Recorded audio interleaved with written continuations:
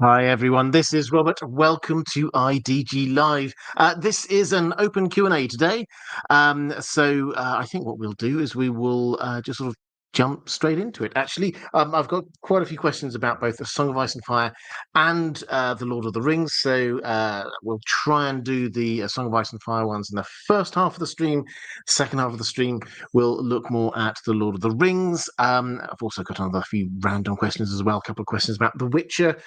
Two, there was a new Witcher animated movie, I think is probably the best way of calling it, on Netflix. So lots of stuff to talk about there as well. But let's get into it straight away with Lady Vaughan-Strauss saying, hello and a lovely day to you and to you.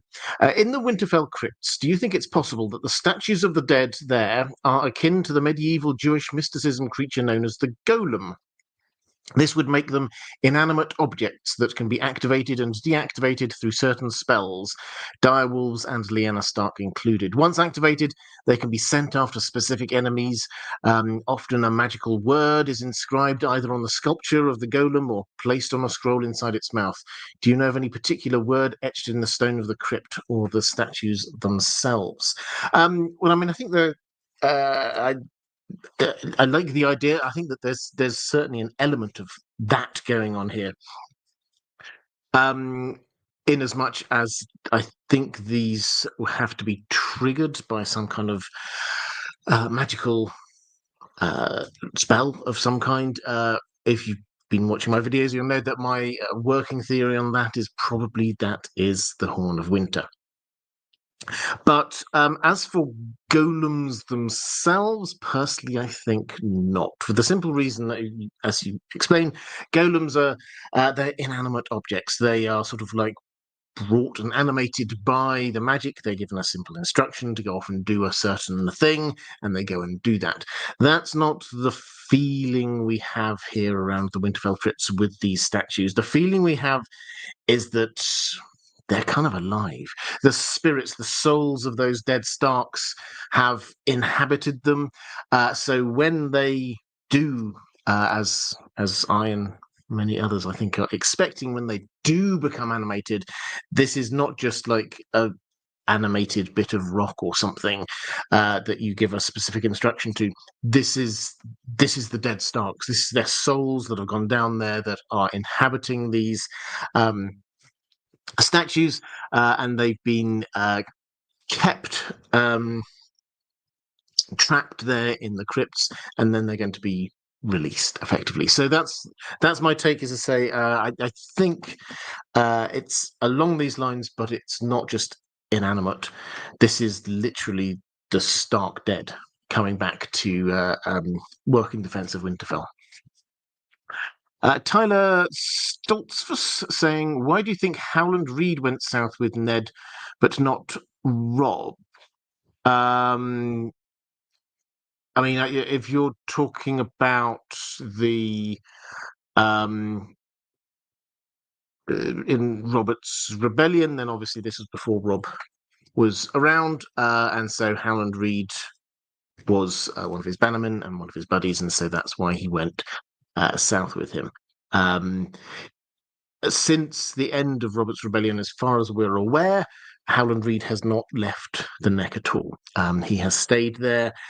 So that's why when Robb went down, he knew the value of having Howland Reed and the Cranach men there in the Neck to be preventing an attack from the south, and so he was very happy to keep them there basically as a defensive force for the north, preventing an attack from the south. As it happened, the attack did not come from the south, so that was kind of nullified. But yeah, that's why Howland sort of went south.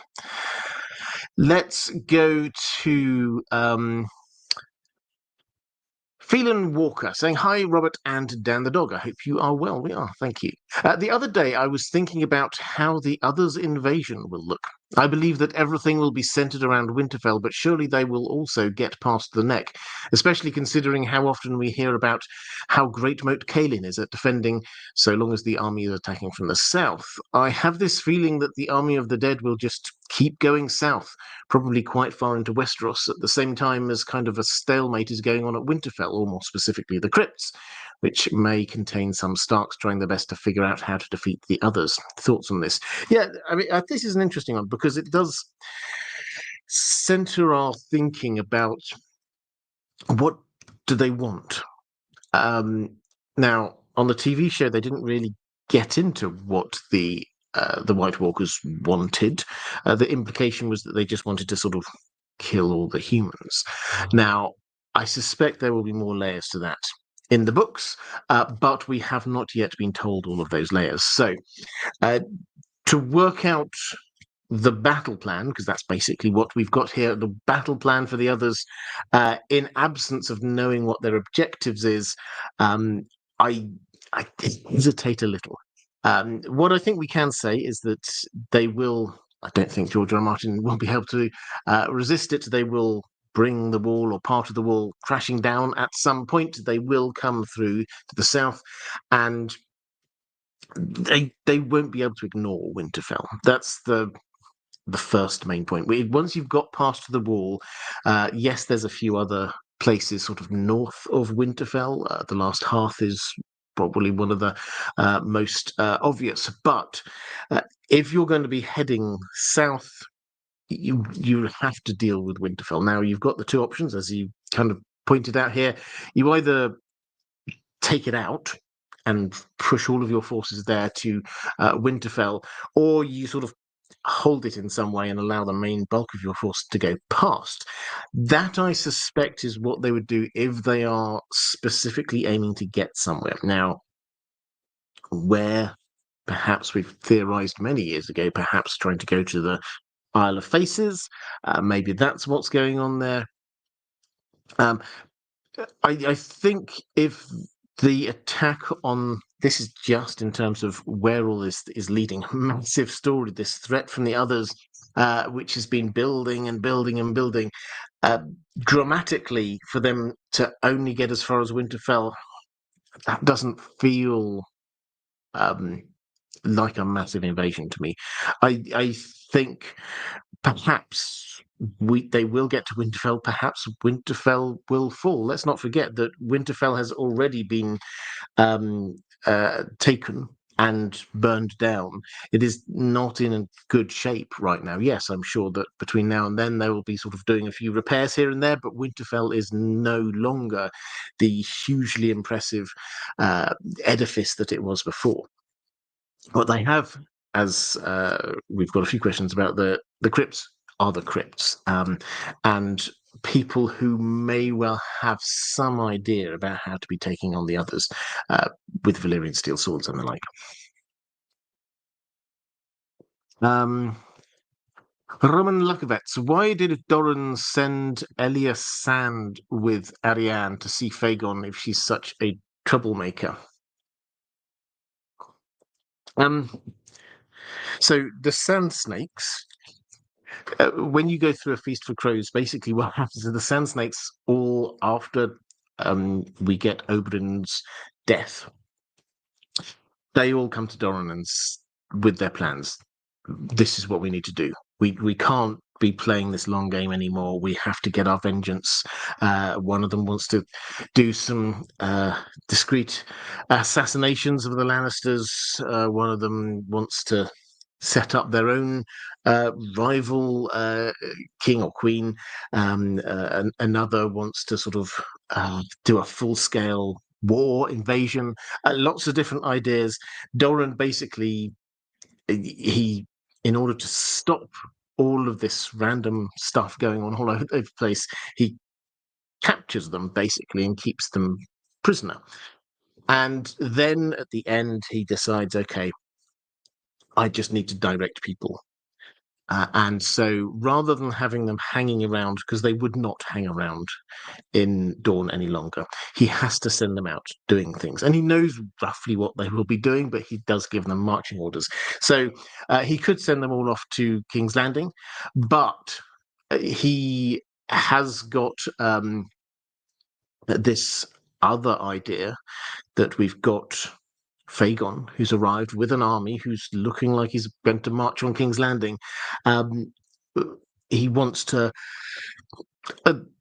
probably at the very least make an alliance with him. So he doesn't just send one person, he sends a small group, and that will be a group with different skill sets. So why is he sending Elias Sand there? Because he can't just leave her at home. She would go somewhere anyway. If he sends her to King's Landing, she's just going to be getting up to mischief there. So he might as well send her with a mission with somebody who, although Rianne is clearly rash and doesn't think through her plans all that much, is perhaps slightly more mature. Right. I think that's me caught up in the chat.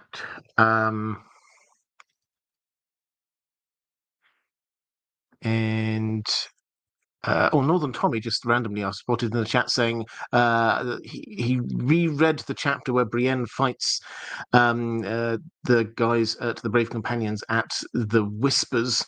The chapter hit so hard on the third reading. Actually, yeah, I was looking at that for a video which is coming out tomorrow about the Weirwood trees, because one of the intriguing things about the Whispers, which is off in Cracklaw Point, quite inaccessible, not many people are there, and there's a weirwood tree, a seemingly young weirwood tree growing there in the ruined castle's grounds, and our attention's not really drawn to it, but we are almost invited to think, so was this planted here, or has it just grown up of its own volition? I tend to the view, I didn't really cover this in the video tomorrow, but I tend to the view probably it just grew up. And if that's the case, and there are several other examples of this happening in the north as well, particularly there's in the Night Fort, there's a tree growing, in the Wolf's Den there's one growing. This is the Weirwood network very slowly, just in inaccessible places, it's starting to reclaim Westeros. Bit of a tangent, that, but I just think it's one of the most fascinating little subplots of what we've got going on. Dave Marvin, thank you very much. Saying greetings from Seattle. First live stream. Thank you for all the great content. Well, thank you very much, Dave. Hugely appreciate that. And hello back to Seattle for you. Then let's go to a question from Catherine Furseth. I am reading the prologue to A Game of Thrones, which I appreciate more for each time I read it. Fantastic writing. 2 comments or questions. The 5 others stand back and watch as the first one fights with Waymar Royce. The shift seems to occur when he gets a blow in and Waymar starts to bleed. What is your opinion of that moment? Joe Magician has a theory that the others were apprehensive and looking for a particular person. John, if that is so, might they have something similar to human prophecies about the coming of the last hero or the prince that was promised? And might they have expected someone who didn't bleed, as Jon might not after his resurrection? What do you think? Also, wouldn't think it past George R. Martin to let slip a short mention of someone in the last book fighting the undead whites, noticing a black, rather nice-looking coat. Yeah, absolutely. On that last point, I'm sure we will see some whites that we recognise. George R. Martin might not draw our attention to it hugely, but I think it will be there. And I think Waymar Royce is one of the classic examples of somebody that we might see because they will be recognisable by what they're wearing. As for the prologue itself, now for those who can't remember, we get the 3 Night's Watchmen. They head north. They're just trying to figure out what's going on with this strange movements with the wildlings. And at the end of the chapter, they come across this group, or this group of others comes across them. And they face off against Waymar Royce. One of the others comes forward and sort of engages in single combat with Waymar Royce. Now, and the others kind of hang back and watch, which is intriguing to start with, because it's, oh, okay, so this is what's going on here. They don't just want to kill this person straight away. There's something going on here. And they have a sort of a to and fro. Then the other slashes, hits Waymar Royce, and draws blood. At which point the other says something. This is in a language we do not know, but it sounded mocking or something like that. They carry on fighting, and Waymar Royce is parrying, and his sword shatters, and basically he gets killed. And as they all sort of come in for the kill, they're all seemingly laughing. So that's what's going on. Now, Joe Magician, friend of the channel, has been on here a few times, actually talked about this theory a few times. Theorizes that what's going on is that the others, they're looking for this prince that was promised. They've got some legend here going on, of this prince who was promised. This is why they single out Waymar Royce, because Waymar Royce, he appears to be, he's clearly the leader of the group, and he's dressed well. He's got a good sword. The way he's described does, it's a passing resemblance to Jon, one could argue. And then they seem to be trying to work out, is there something going on here? Is this guy really tough? Or actually, no, he's not. We can kill him quite easily. And then they all laugh. So is that what's going on here? I mean, I can't say no, because I don't think we've got enough information on that. But my general reaction has always been to that, is that I don't think we need to go that far in order for this bit of the prologue to make sense. If the others have been gone for thousands of years, as we know, and then they come back, obviously their first real engagement with the Night's Watch will be, what are we up against here, guys? What's the situation? Are there any big technological advances happening?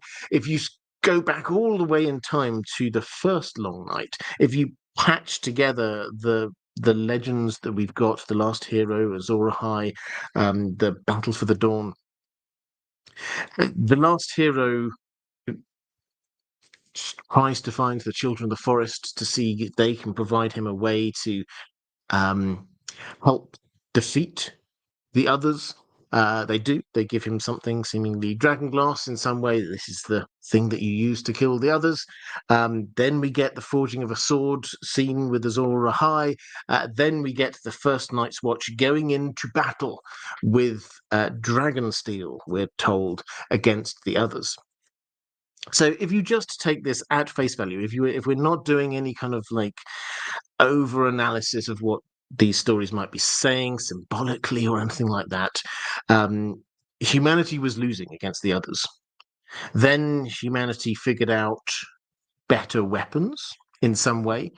We're getting dragonglass, we've got dragon steel, we're forging this great sword, Lightbringer, however you conceptualize that, humanity got better weapons and then won the Battle for the Dawn. So the first time the others make contact with humans once more, it just makes absolute sense that the first thing they do is just check out what's the armor situation here, what's the sword situation. Our sword can cut through their armor, great, and their sword shatters when we're fighting. That's not a problem at all. So suddenly they might have been a bit uncertain before. Do all humans now have Valyrian steel swords? It turns out not. So they laugh. So that for me is the most straightforward explanation of what is going on there.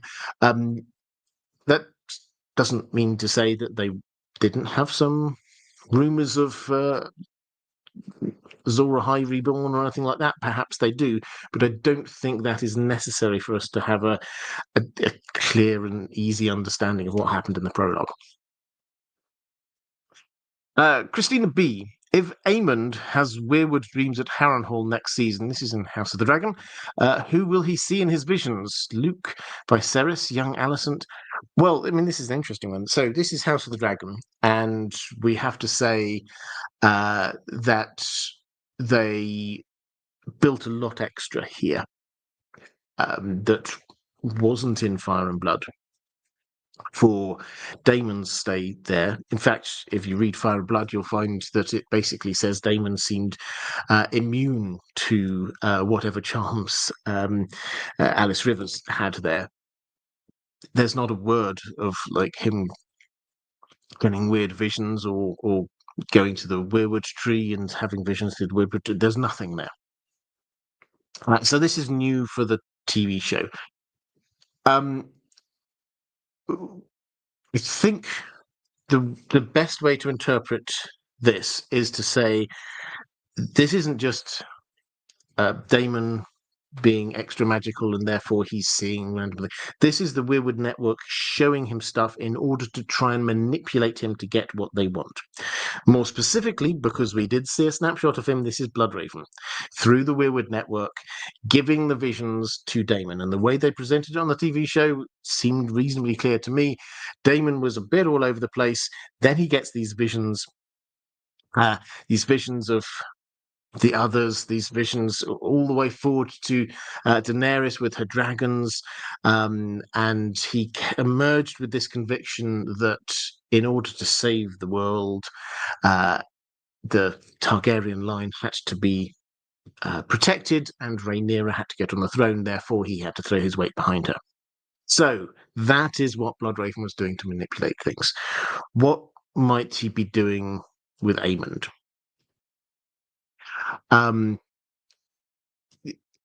It's a question I've been intrigued by because Aemond, spoilers, I suppose here we should probably say the normal spoiler policy here. If it's in the books, then I'm happy to talk about it. All the books have been out for a while now. TV show, I know no spoilers for season 3. I've got no information about what happens in season 3, so we're just working off what we've had previously. But in the book, Aemond's actually not long for this world now. So the question is, what is it that they could possibly want from him? Well, I think the big thing has to be, if I had to guess, he is sat on Vhagar, which is the most impressive destructive dragon out there. And Vhagar could destroy huge amounts of Targaryens that maybe Bloodraven doesn't want to be destroyed. So maybe the idea is just to keep him tied down to Harrenhal. Maybe that's all it is. We don't want him going anywhere with Vhagar, engaging with any of these other dragons. We definitely don't want him to be getting into some kind of combat with Rhaenyra, or indeed with any of the other the Targaryens that do survive the Dance of the Dragons. We don't want him going anywhere near them, risking that. We don't want him involved in the Battle of the Gullet. We don't want anything like that. We just want him there. So if I had to guess, whatever it is that happens, it's the Weirwood Network trying to keep him locked down in Harrenhal. But interesting question. Thank you. Maura Lee. Hi there, Maura. Great to see you. Thank you. Very generous as always, Maura. You know I hugely appreciate your support. Thank you. Any updates regarding future books or shows, A Song of Ice and Fire and The Lord of the Rings? I'm curious about the play. I think it's called The Iron Throne. Any updates? I'll talk about the play in just one second. In terms of TV shows in terms of books for A Song of Ice and Fire, no, we don't have an update.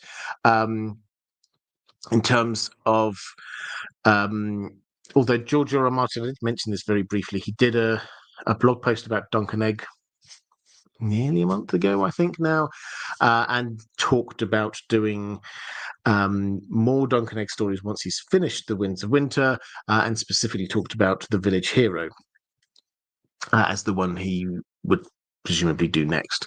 But that's after he's written the Winds of Winter. In terms of TV shows, Dunk and Egg, we're expecting to happen in the second half of this year. And we did get, and I can't remember who it was, some high up in HBO did an interview earlier this week, I think it was, and said, just confirmed, yes, there are still lots of plans for other spin-offs there in the works, and one of them, which is a Targaryen history one, is the closest out of all of those. Now, I think the working assumption is that this is probably Aegon's invasion, but we didn't have enough in that, I think, to be sure. As for the Iron Throne, which is indeed the name of the stage play, we've had no more updates on that. George R. Martin, when he last spoke about it, said he was expecting it in 2025. So we're hoping, having spoken to a few theatre types people, they basically suggested, you could, once they've agreed a theatre, then maybe 6 months turnaround time in the West End is reasonable. They seem to have got the script roughly right, and sort of broad stage directions, but they would have to tailor that to whichever theatre they're in. Then obviously they have casting, and they have to wait for whatever the run of whatever show is going on there at the moment to finish. So yeah, it's still, I think, on track for the second half of this year. Over on the Lord of the Rings side, I think no real updates. The animated War of the Rohirrim didn't do very well in box office. I think that's an understatement. It did really quite poorly.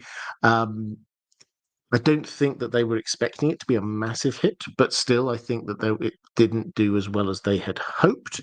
That is now available, I think, on Amazon. If you want to just watch it, they sped it up and made it available if you want to rent it or buy it online. But I don't think that has affected the idea that there will be a live action film coming out at some point. And maybe that's pushed it back a little bit. But Rings of Power Season 3 has been confirmed as happening. I think we basically knew it was going to happen, but they've now formally, after quite a wait, it has to be said, formally commissioned it and said it's going to happen. Let's have a look. Maura also doing super chat there, just saying for the mods. Thank you very much. Actually, let's do a little bit of mods love. Moderators, you are amazing. If you're here watching this live and you're in the chat, the reason why it's such a friendly, happy place is because the moderators keep it that way. They do excellent work, particularly when we get bots trying to evade the chat and things like that. Could you just show them a bit of love? I hugely appreciate you, moderators. You are amazing. And hopefully you'll get a little bit of love from the people in the chat right now. And while I'm thinking about it, also big thanks to my patrons. I can't do this, genuinely can't do this without your support. So thank you. I hugely appreciate it. If you do want to support the channel, Patreon is the best way to do that. There is a link probably down in the description if you want to do that, but it's patreon.com/InDeepGeek. The other way you can do that is via channel membership here. And Julien Dubois is a new member. So welcome to you and thank you. Any more in the chat? Yes, so Lady Vaughan-Strauss. Do you know if the three singers' weirwoods are inosculated, good word, naturally grafted together, or are they completely separate from one another? So the three singers are the weirwood trees in Highgarden. They are very old, and they were three but they have grown together, we're told, and so they now almost appear as if they're one. They are still very beautiful. I think beautiful was the word, or maybe elegant, something along those lines. Very Highgarden, anyway. Do we know whether this was deliberate or by the people in Highgarden, just sort of like trying to help those trees go into a beautiful shape, or was it the trees themselves? We don't know. We're not told. We've not had chapters at Highgarden, so nor indeed do we have any Tyrell POVs. So the short answer is we don't know.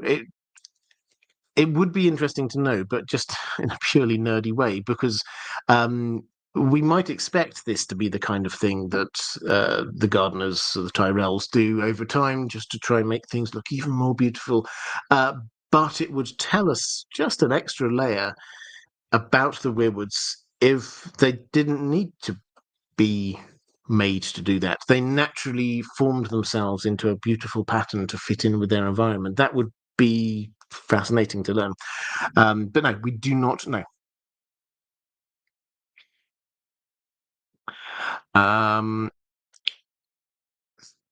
Kate Elliott, also another new member. Welcome, Kate. Fantastic. It's very kind of you. And just in the chat saying hi. So hi back to you as well. Is that me caught up in the chat? I think it might be. Oh no, one more. Stephanie Lash saying, thank you, Robert, and thank you, moderators, for your great site. Thank you. Question: why do you think there is so much magic talent in all the Stark children when there is none mentioned in the preceding few generations? It's an excellent question. We're not told of anything specific, but I think the implication is this is just because this is the magical time, the time when everything has come down and come together, and this is the right moment. This is, maybe we might even find that in the same way that we theorize that Bloodraven was pruning the Targaryen family tree, if that's the right way, over several generations in order to try and make sure that we get Rhaegar with the right bloodline there to be the father of Jon, who Bloodraven appears to believe is the prince that was promised. We don't ever stop and think about his mother's bloodline. So might that have been happening north in Winterfell as well? Might the Stark bloodline have been equally pruned, as it were? There's certainly a few interesting parts, in as much as if you look at the family tree, in as much as it came right down really small. When you get to Robert's Rebellion, yes, you had Rickard had 4 children, but then you suddenly get to the place where we've only got Benjen and Ned, and then we've got baby Rob, who's just been born. It starts to get quite, Benjen can't leave yet until Ned and Rob arrive up north. That's how few Starks are left. And when you're looking at the family tree, when you get that discussion between Rob and Cat about who should be his heir, because he thinks that Bran and Rickon are both dead. He thinks Arya has gone missing, so he doesn't want to name her, and Sansa has been married into the Lannisters, so he can't have her as his heir. He suggests, he says he's going with Jon, and she doesn't want that, but she genuinely can't even remember the names of who's next in the line of succession after them. It's like, oh yes, so your grandparents had like a cousin who then married somebody in the Vale, and who did they had a child, and it's just like, this is how far removed we are. The Stark family tree has been thinned down hugely, in the same way that the Targaryen family tree thinned down hugely. Now, you can compare that to most of the other big families in Westeros. It's not unique to those two. There are other examples, but most of the others, you get the Lannisters. They're all over the place. Lots of Lannisters here and there. The Tyrells, there's plenty of Tyrells around. There's plenty of the Freys, just as another example. Lots of families have lots of heirs. But the Starks, intriguingly, around the time where Dunk and Egg go to Winterfell, that's when a huge number of Starks all die in very short succession, when Bloodraven is in power. So, when in doubt, blame Bloodraven. But might he have been doing something to actually get the Stark magical bloodline right up the north as well? But it's not something I've investigated hugely. It's a bit of speculation, but hey, we love a bit of speculation every now and then. Jacob Meyer saying, Robert, you do great work. Thank you from someone who can't afford to contribute. Thank you very much. I hugely appreciate that. I know not everyone can. I never ask for donations, but kind words mean so much. So thank you very much. And is that me now caught up in the chat? I think so. So let's go back to Catherine Furseth saying, "Hi Robert, hope all is well. I wonder what Jon Arryn thought about Ned naming his bastard after him, even though we of course know he wasn't and didn't. Naming a bastard after someone is viewed more as an insult than an honour. So what did Jon Arryn think? Was it okay because Ned was like a son to him, or was he somehow, if indirectly, onto there being something more behind Jon's birth and background? I'm sure Ned never told him explicitly, however, Jon Arryn knew Ned well, so maybe he suspected not all was as it seems." Okay, a few interesting points there. So the bit about did Jon tell Ned? I agree. Jon did not tell. Ned did not tell Jon Arryn about Jon's true parentage. He didn't tell anyone. So, might Ned have figured out something was going on? I mean, we didn't ever really meet Jon Arryn, so it's hard to get a gauge for what he was like as a person, how insightful he might have been. He seems to have been a generally competent hand of the king, albeit with his hands kind of tied by Robert Baratheon's behaviours and Littlefinger doing his things and the Lannisters plotting. But he did seem to manage to broker a peace with Dawn and a few other things that he came across as not unintelligent. And so, and he obviously knew Ned, and everyone said, "Oh, this is quite out of character for Ned to be having a bastard." So maybe he figured something out. It's entirely possible. We know that he was trying to figure out stuff down with Stannis Baratheon, down in King's Landing. So it's possible, but he certainly didn't seem to mention it to anyone, and so I don't think it has any particular plot point here. As for what he might have thought about Ned naming Jon after him, you say it might be more of an insult than an honor. I don't think that's necessarily the case. It's not necessarily an insult if you have a bastard child and then name them after someone. It's not necessarily insulting to that person. Sometimes it can be done that way. There's this. It's actually quite amusing moment with Bronn when it's not actually his child, but the family he's now married into. He decides to name this effectively his adopted child, Tyrion, just to annoy Cersei, as far as we can tell. So it can be used as a sort of an insult in some way. But if you actually kind of unpick that, the reason why that was annoying to Cersei was because he was naming this child Tyrion, the implication being that he thought Tyrion was a good guy and wanted to name a child after him.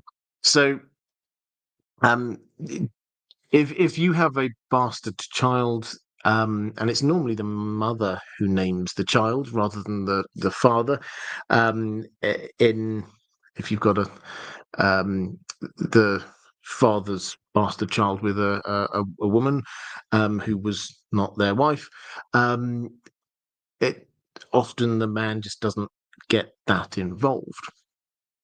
Now, given the fact that Ned clearly didn't intend this as an insult, I suspect that Jon Arryn didn't take it as one. In fact, it seems to have been done as in honor of him. He called. So we've got Robb, the firstborn son, named after the king, and then Jon, named after Jon Arryn, his sort of foster father, effectively. And Ned made it very clear he was going to be raising this child as part of the family. So it's not like he was embarrassed by Jon. That's not the message he was sending out. And I think there's one other layer to this which I think we should probably just acknowledge, which is Jon Arryn was not Ned's father, but raised him as if he were. And that's what Jon is saying. Ned is saying about Jon here. It's a nod to that. That I think just for himself, perhaps even subconsciously, but Jon Snow is not actually his son, but he's going to raise him as if he is. So that's just that. I think there's lots of layers going on there. But in terms of the main question you're asking about, is it an insult? It clearly wasn't intended as an insult by Ned, and I think Jon knew him well enough not to take it as one. Roman Lakovets saying, years back, George R. R. Martin's wife supposedly said that R+L equals J is too obvious and George doesn't do obvious. Was she being real or just joking? Oh, well, this is stretch my memory back to this one. So, first of all, I think so. George R. R. Martin's wife, Paris, was at some sort of event, and she was asked something along the lines of, "It is R+L equal J, right?" And she replied something along the lines of, "He doesn't do obvious things." And this has been used by some people to argue that R+L equals J is not the case. Now, when you actually that seems quite convincing on face value, but when you actually start digging into this is actually pretty much a non-story in my mind. We don't actually know what question she was asked. There's no video of this or anything like that. We don't know what question she was asked. We don't even know what she said in response. We just have a paraphrase of what she said in response, and added to which George R. R. Martin has not told her. She's not involved in the writing process, so she doesn't know. We've got a paraphrase of a reply to a question that we don't hear from someone that doesn't even know. Actually, that's not particularly convincing evidence in my mind. And you put that against the mound of information we have that R+L equals J is right, then I think you can kind of see it in the right context. Incidentally, I was thinking when I do one of these days when I'm doing a pre-recorded live stream, what I thought I might do actually was just go through, rather than do a sort of prepared video, do talking about R+L equals J, because it's just it's been so long, and this comes up all the time, or maybe this other thing is actually right. It might be worth just me talking through all of the evidence we've got, and then I'll take questions from my patrons, and we can work through that, because the mound of every time we come up with one of these things, then you can go, oh, okay, maybe that's a bit of evidence that it's not the case. That is a teeny tiny pile of possible evidences against the mound of evidence for R+L=J. So yeah, I think I will do at some point. I will do that.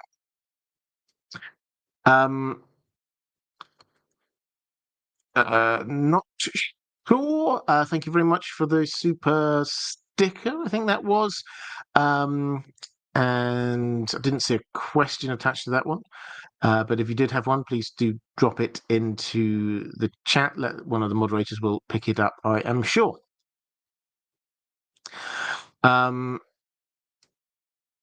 Let's go to a question from Haley Hastard, saying, hello, Robert. I was wondering what significance Davos losing his lucky pouch of finger bones may have. Love your content. I can't wait to watch the recording this weekend. Well, hello to you at the weekend. So this is a really interesting one. And I've got two answers to this. The first one is the boring, most likely answer, which, and then the second one is a little bit more speculative. Let me give the background first for those who are not 100% up to speed. Davos, way back in Robert's Rebellion, we know his backstory. He basically saved Stannis' life. There was Storm's End was besieged for a year or so by the Tyrells. They run out of food. People were dying, and in the still of the night, Davos managed to get through the naval blockade with his boat, unload a whole load of, among other things, onions, and that saved the lives of those who were in Storm's End. After the war, Stannis rewarded him, gave him some land and a title, and but also said, "But I know you're a smuggler." And Stannis being Stannis, he says you have to be punished for that, and so he chopped off the fingers of one hand.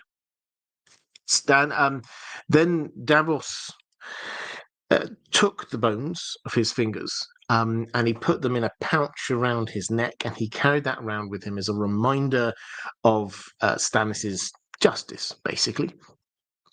And he would use this, he sort of like touch it every now and then, almost as a kind of like a good luck charm.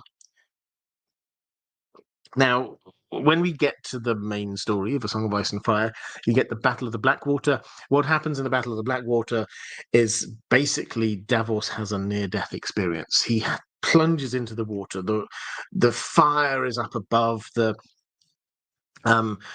ships are aflame. He has to swim. He knows that if he comes up and tries to take a breath where he is, then he'll just get burned by all his wildfire.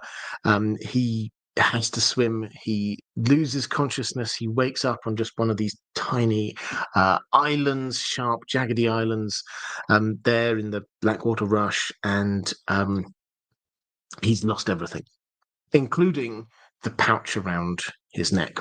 And that first chapter we have of Davos there after the battle is it surprisingly kind of like spiritual. What's the meaning of my life? What am I here for?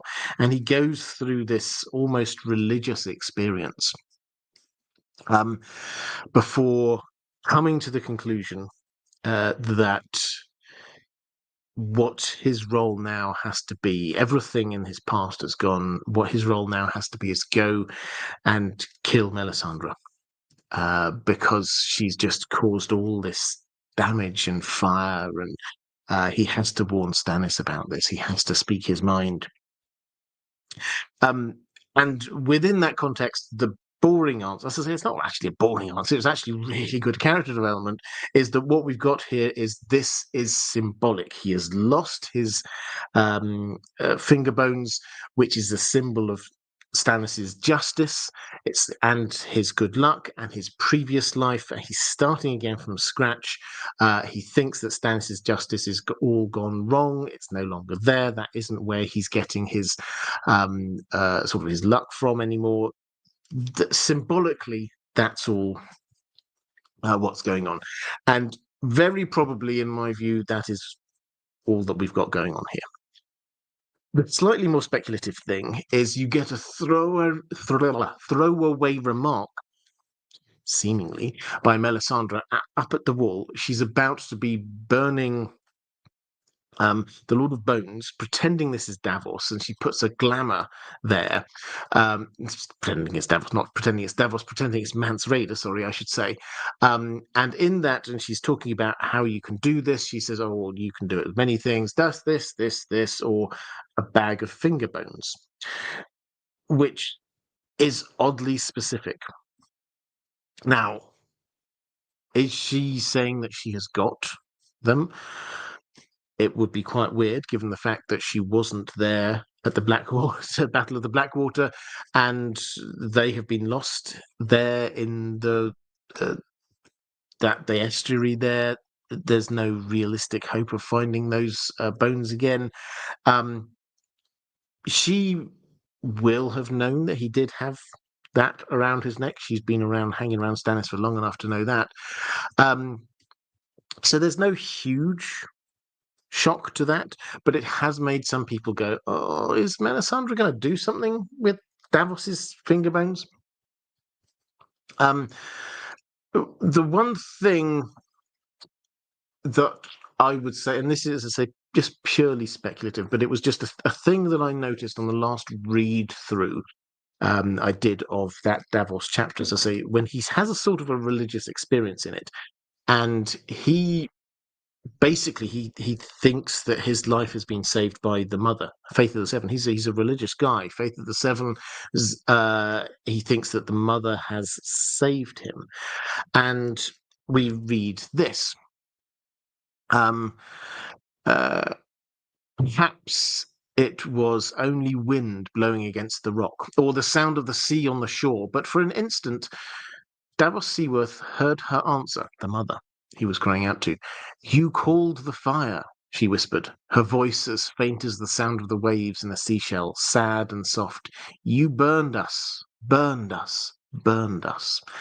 And so he interprets this as the mother burning us. This was the Melisandre burning the statues of the Seven in Storm's End, on Dragonstone. And so he then says, no, it wasn't me, this was Melisandre. And he takes from this, he needs to go and get rid of Melisandre. But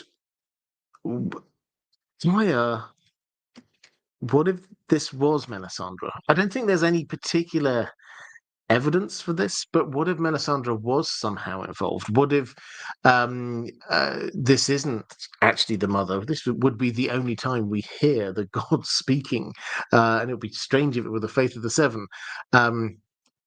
Maybe this is Melisandre that he can hear, or maybe he's just delusional. So it's not a worked out theory. I'm not even speculating on a specific thing, but it's just something which I noticed. It felt very weird that he's there in this kind of faith religious experience, and the voice he hears calling immediately then makes him think about Melisandre. Okay, let's do a question from Relaxed Like a Cat. You recently mentioned your theory of the statues coming to life in the Winterfell crypts. Do you think we'll see Ned in some shape or form in the next 2 books? Interesting question. So, although I think we're on pretty firm ground with this idea that the statues or the Starks for years have generations, millennia, have been the Stark lords, kings have gone down to the Winterfell crypts. They're trapped there. They're trapped in their statues in some way. And I think it's a reasonably fair working assumption going on from that the statues will come alive at some point, because we're told so often about how they do appear to have the characters of these old Starks within them. The thing that we don't know is the exact mechanism here. What's the magical mechanism? George R. R. Martin doesn't like telling us magical mechanisms. He's very much a soft magic system guy. If you hear him do interviews with people, he can talk about this for a very long time. He doesn't like hard magic systems where you can explain exactly how things happen. The witches create this brew with an eye over a newt and two hairs off of this, and whatever. If you have this ingredients list, then theoretically anyone can do this, he says, and it then loses the magic. It loses the fear factor because you know how this works. If you do not know exactly how something works, then it's quite scary. So that's his working approach to using magic. He's not going to tell us exactly how these things work.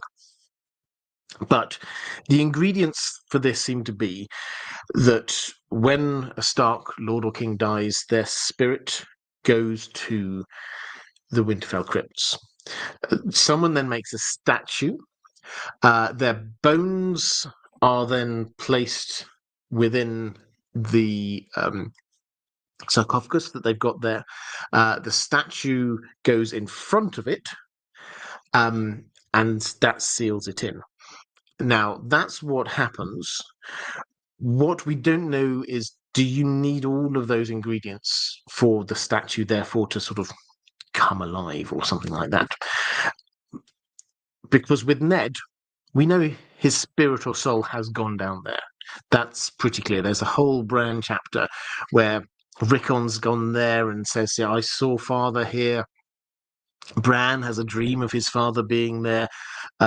Summer, the direwolf, doesn't want to go into the crypts for some reason, seems scared of something in there. Hodor is scared of the crypts just for that precise moment in time. Ned is spiritually, he has gone there. We know that there is a statue of him there, but as far as we're aware, his bones aren't there yet. So are the bones needed to complete the magic, as it were, or not? We do not know. My instinct, though, is that the bones will go up. I think they're currently stopped somewhere in the neck with Howland Reed, and I think they will make their way to Winterfell eventually, which means that, yeah, I think probably we will see Ned's statue come to life, which would be pretty horrific, it has to be said. But I imagine that will happen because we will have all of the ingredients we need for it.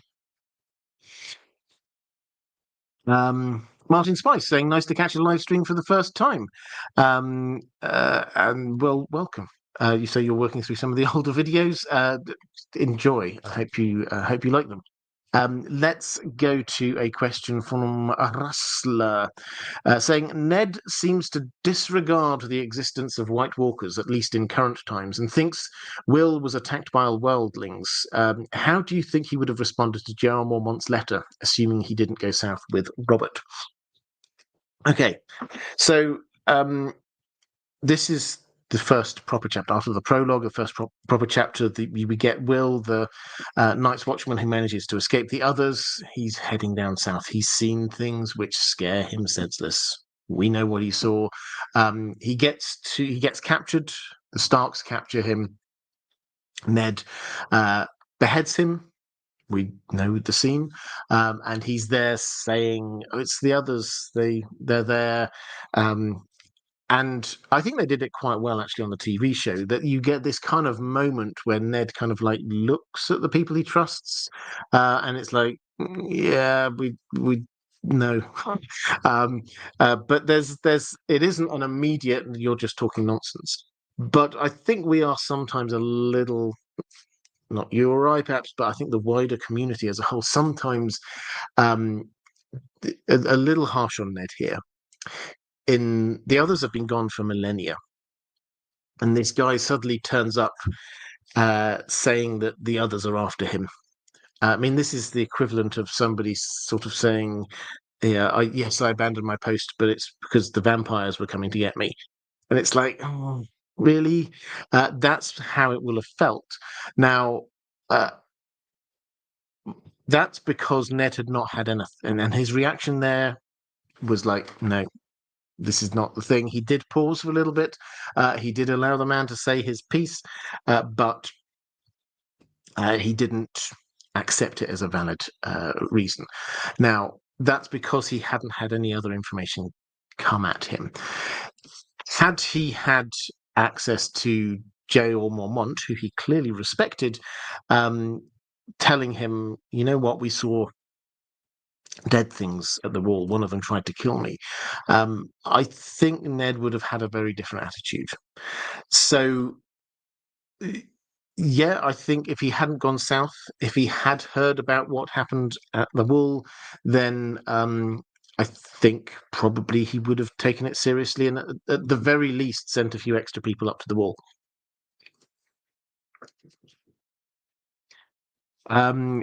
Gilio saying, is it a coincidence that the two types of materials known to kill the others are related to dragons? Could dragons, Valyrians, and others be ancient enemies? No, I don't think it's a coincidence at all.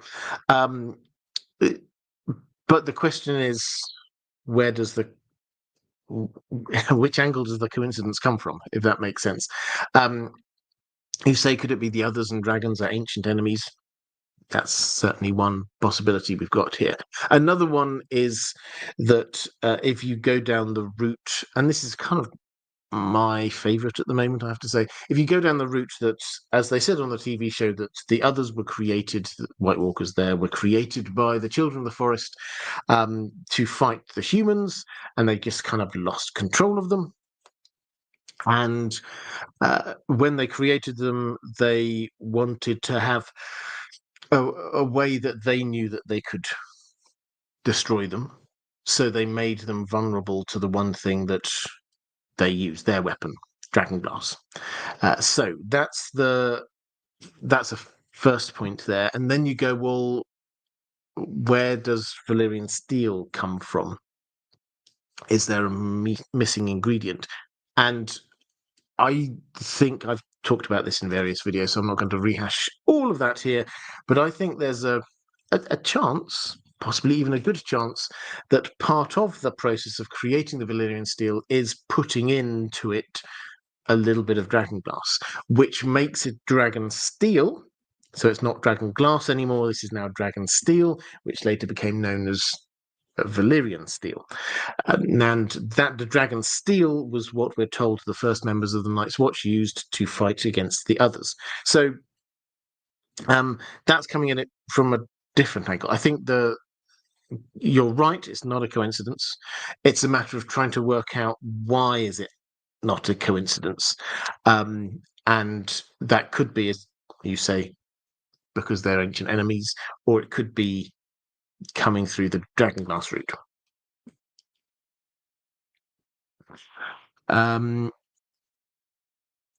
Weirwood Net just saying a little bit of mod love. Thank you very much. I hugely love it when people do that. The moderators are excellent. And let's go to a question from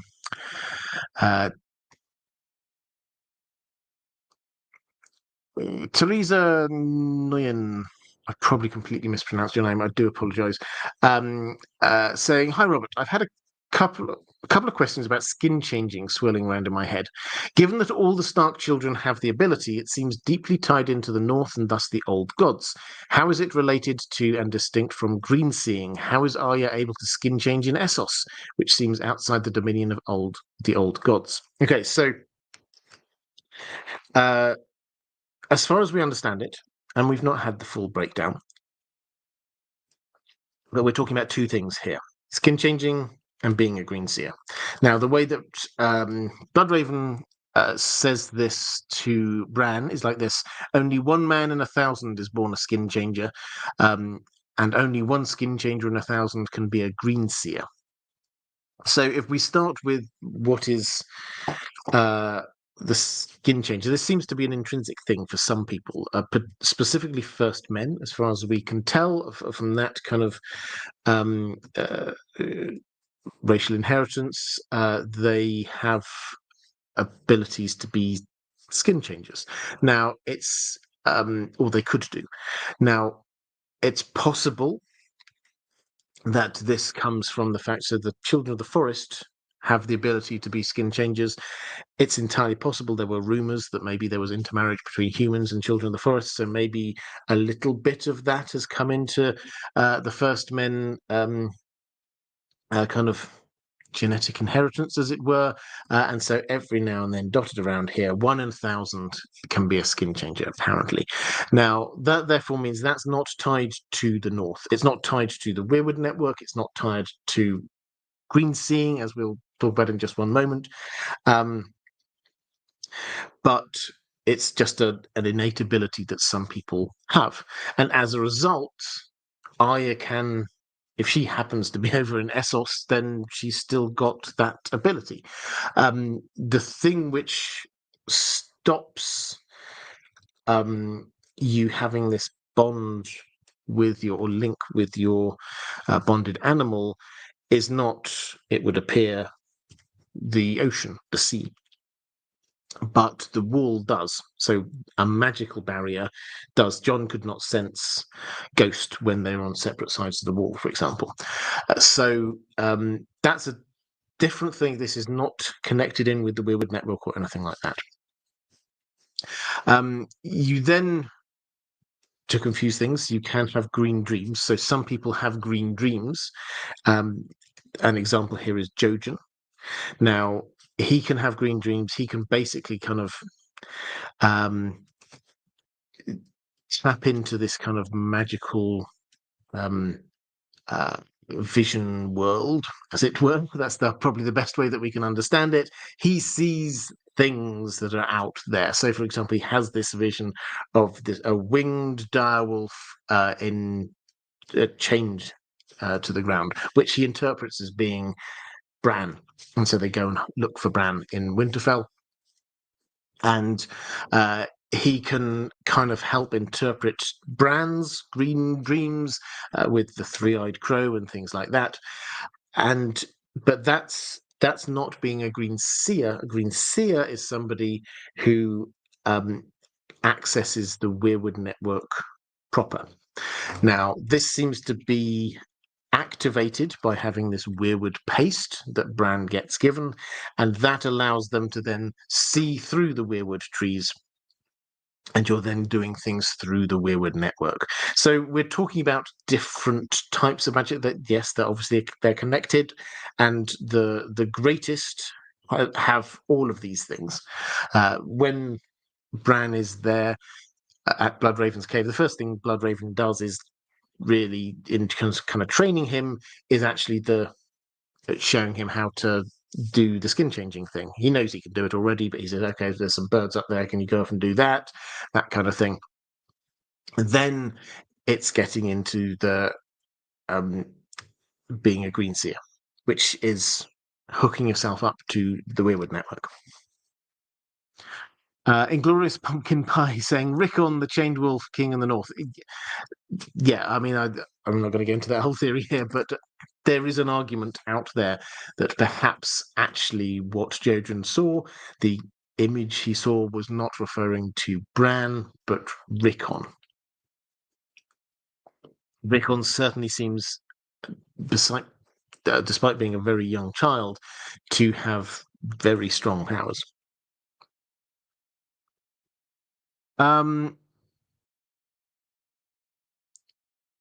Let's go to Lady Pushkins saying, good evening, Robert. When Jaime was held captive and there was a small council meeting and Tywin questions Varys regarding any little birds knowing of his whereabouts, do you think they actually knew but were playing the game?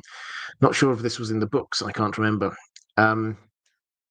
Also, how easy do you think it will be for Jon to walk into Ghost, as he isn't a well-practiced skin changer? And as time goes on, if he does get into Ghost, will it mean that it's harder to get back into Jon if he is revived. Okay, so on the first bit, in the books, so when Jaime gets captured, it's not really a mystery where Jaime is. Riverrun is the Lannister force outside Riverrun is routed. Jaime loses a battle. It's not a mystery that he's being held by the Starks at Riverrun. So, pardon me. So that's not a big thing really at all. That's then just a matter of, well, what do you do with him? Do we demand a ransom for him? Do we try and do some kind of prisoner exchange? That kind of thing. And Tyrion, when we get into A Clash of Kings, is there just trying to work through this.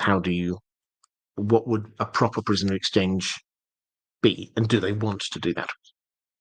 So that's the first part. The second part, you were asking about Jon, whether it would be easy for Jon to skin change into Ghost and then back from Ghost into his own body. This is working on this kind of working hypothesis we have here, which is not just me, several people have, which is that Jon, when he's killed, as he is in sort of the last chapter we have of him, what happens to his spiritual soul? It goes and inhabits Ghost. This has got lots of foreshadowing across the piece. We've got Varameir's Six Skins, the prologue chapter where he's doing this exact same thing. We get echoes of the what's all the way through the book. We get echoes of this with people and this idea that you do get Bran and his when he's showing you go into those birds, he's told, oh, there's actually there's a child of the forest in there already, and it's basically, yeah, they've gone there, they died and they went up into the bird.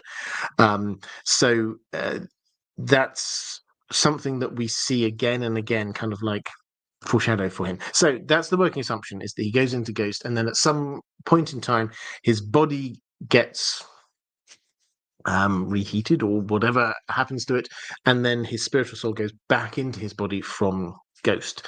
Now the way we say that makes it sound quite simple and straightforward.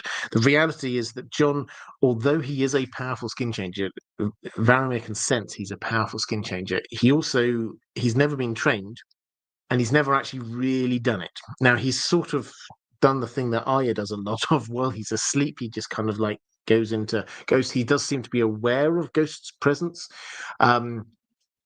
but he's never actually sort of gone in. He almost is denying this to himself, that is who he is, even though everyone keeps telling him that is who he is. He's kind of living in denial of it. So will that be an easy process for him to go in there? No, it won't.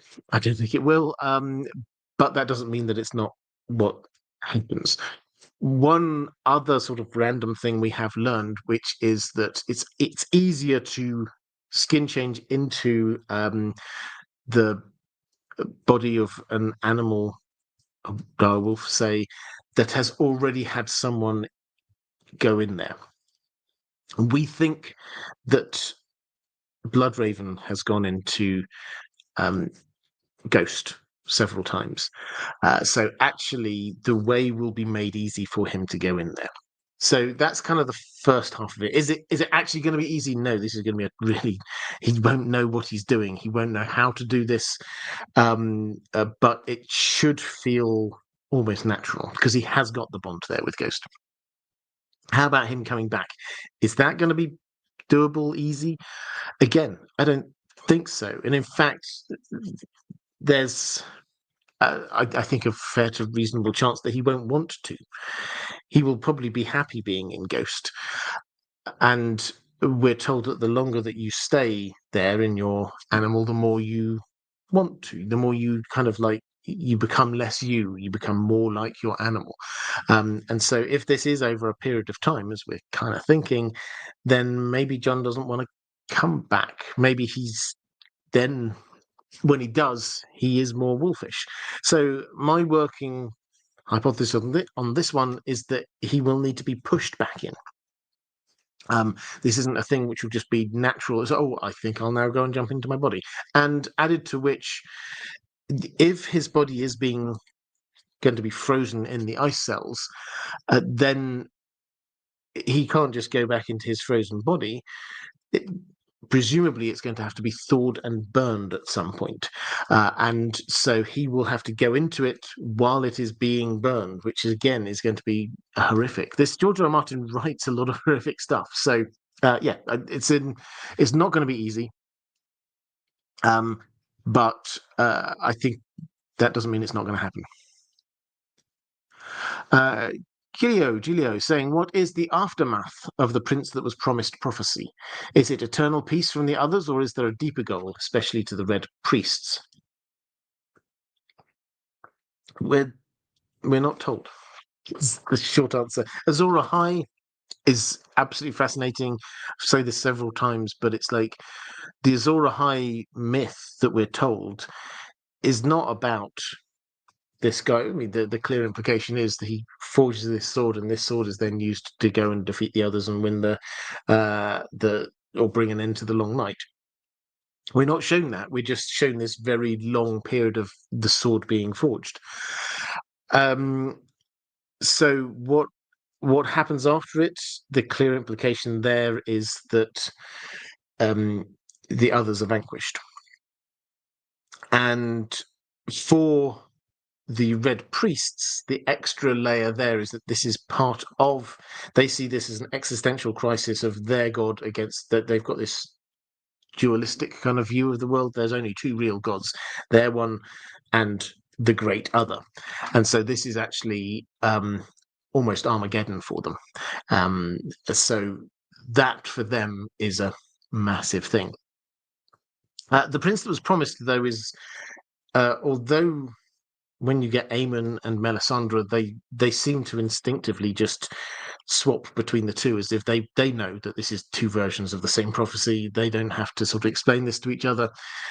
The prince that was promised, we've again not really been told. The most we've been told really is this, or hints, is really through the TV show, the House of the Dragon, and that's not direct for this is more about Aegon's visions of the others, and the clear implication therefore that the prince that was promised is the one who's going to be facing the others, that he's going to be the strong, he or she is going to be the strong Targaryen on the throne. So maybe there is more, but we just haven't been told. That's very George R. R. Martin thing. But at the moment, it's all just implication. Michelle Remo saying, do you think that Jon may come back with the Bloodraven Ghost Weirwood colouring? So white skin and red eyes. So I like the theory, and it could well work.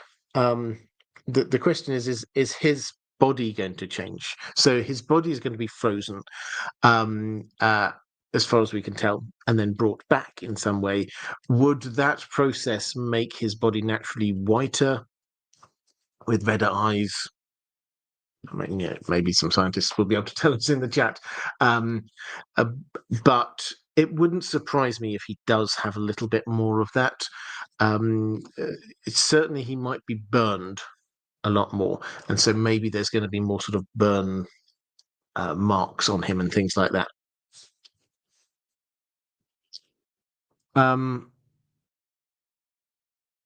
Inglorious Pumpkin Pie asking if Rob's head bones not or him not being buried at Winterfell, is it going to play any role?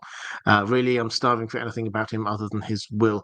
So we don't know where Rob's body is. The implication is that the phrase, and they chopped off his head, put the wolf's head there.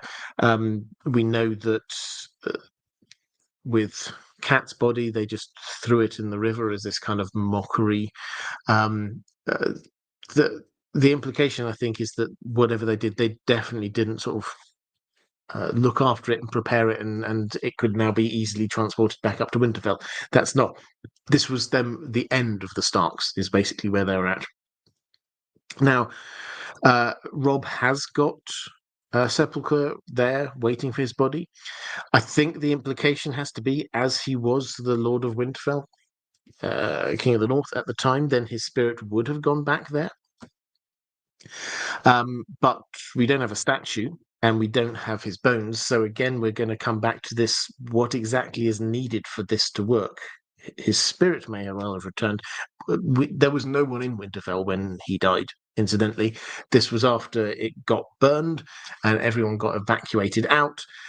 So we don't know. Unlike when Ned died, and we do know because we had the experience of what happened with Bran and Rickon, etc. We don't know what happened with Robb, but his spirit is probably there. His sepulchre is there. His bones aren't, and he won't have a statue. So, is that enough? George R. R. Martin's not told us yet.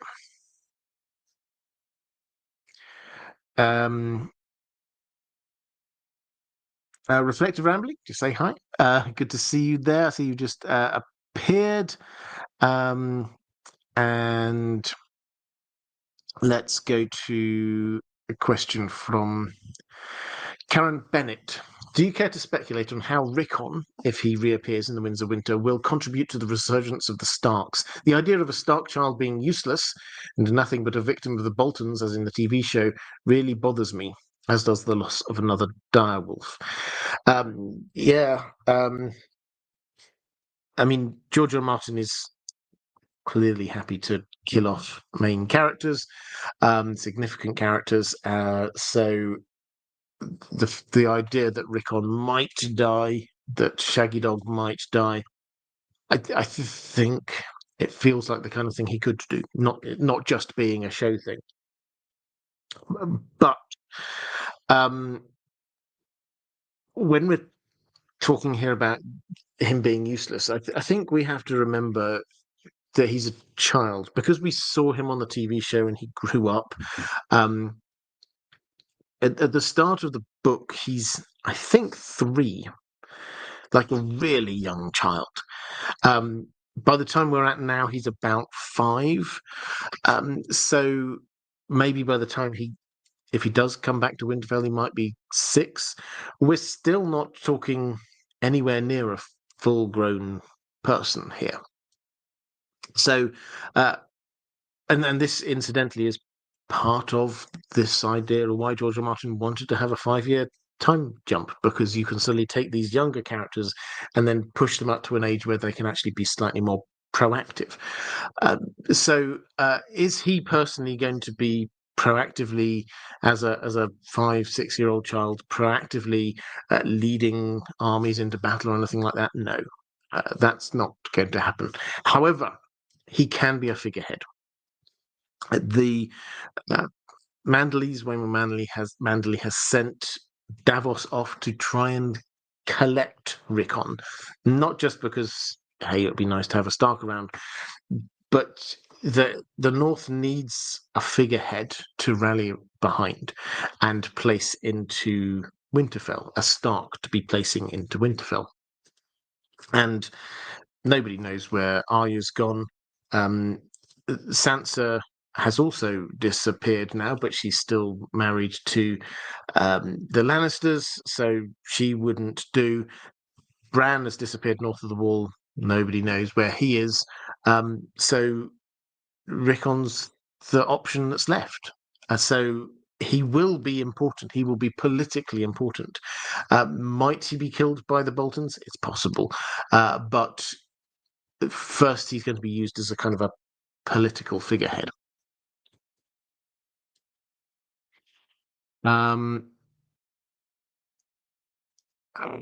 agree. Weirwood saying Alexander the Great was 15. The Black Prince was 16. Yeah, absolutely.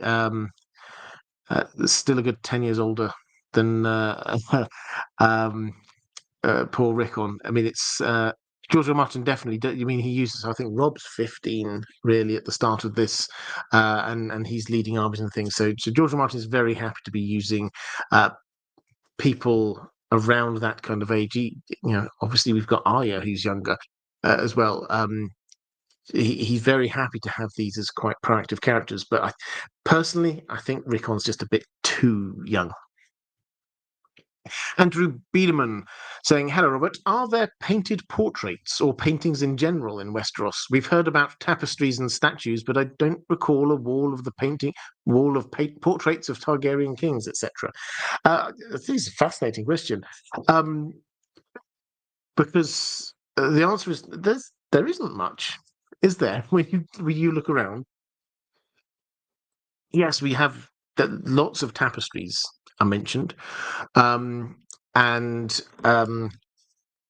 there are lots of statues all over the place, but painting is not it's not often mentioned. Now, painting does exist as an art form.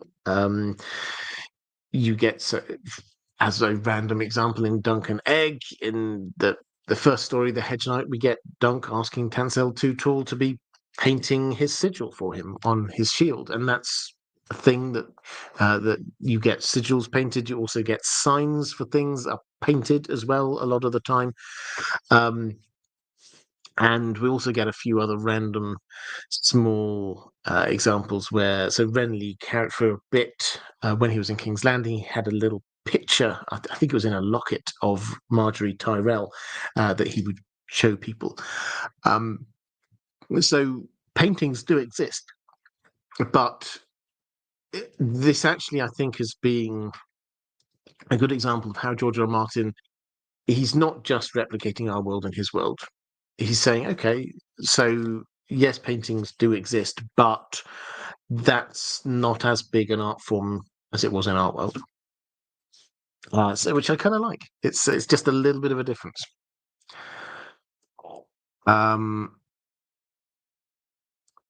So,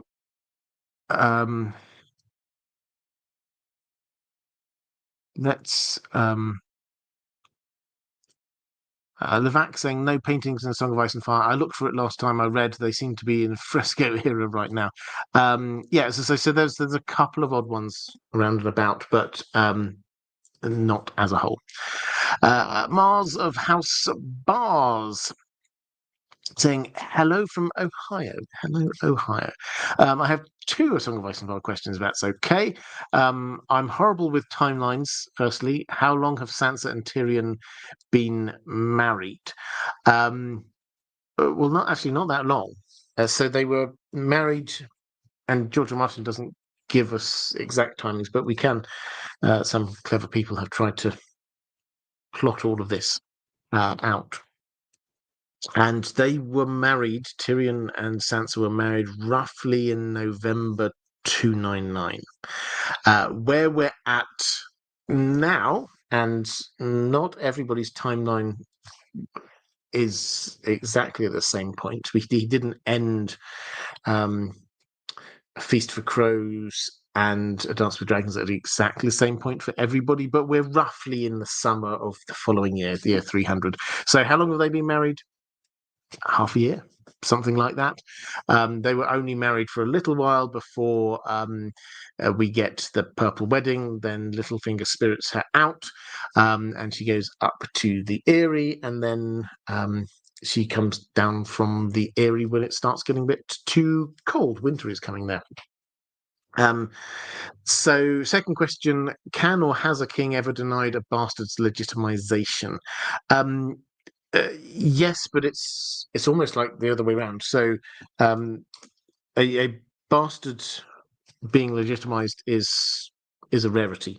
Most bastards aren't. I mean, there's recognition and there's legitimization, which are two very different things. So, you can have somebody saying, "Yeah, I recognize that is my child." And then there's a kind of like a moral obligation on them to support that child in some way.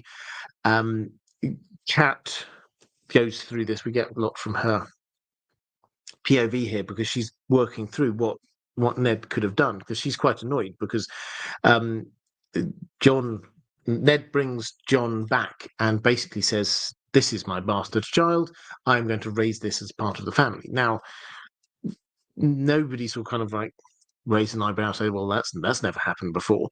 So that's one thing. But she says, "Well, what he could have done is just set this child up, with a nice family and a keep somewhere a little way away from Winterfell. He could have just visited like once every now and then just to make sure that the child's going up, bring a few gifts." That seems to be roughly, what Robert Baratheon did with he recognized Edric Storm, was he recognized as his child. He gave gifts. Technically, he didn't give gifts. Varys gave the gifts.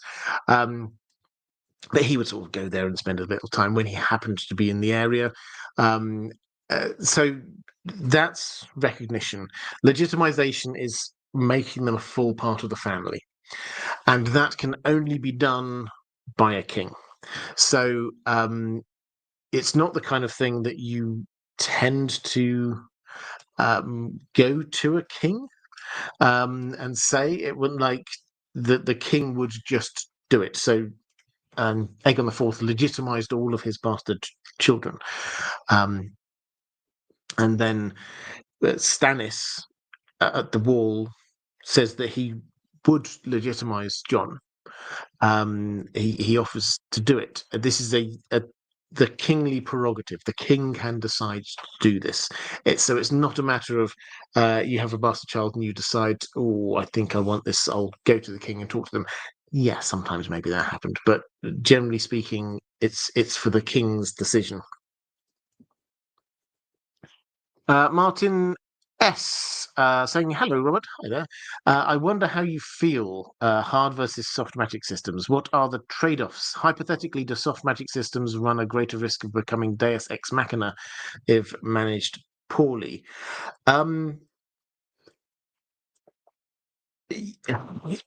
Yeah, so I mean, I talked about this a little bit earlier. So a hard magic system, everything's sort of explainable. A soft magic system, it's not sort of explainable.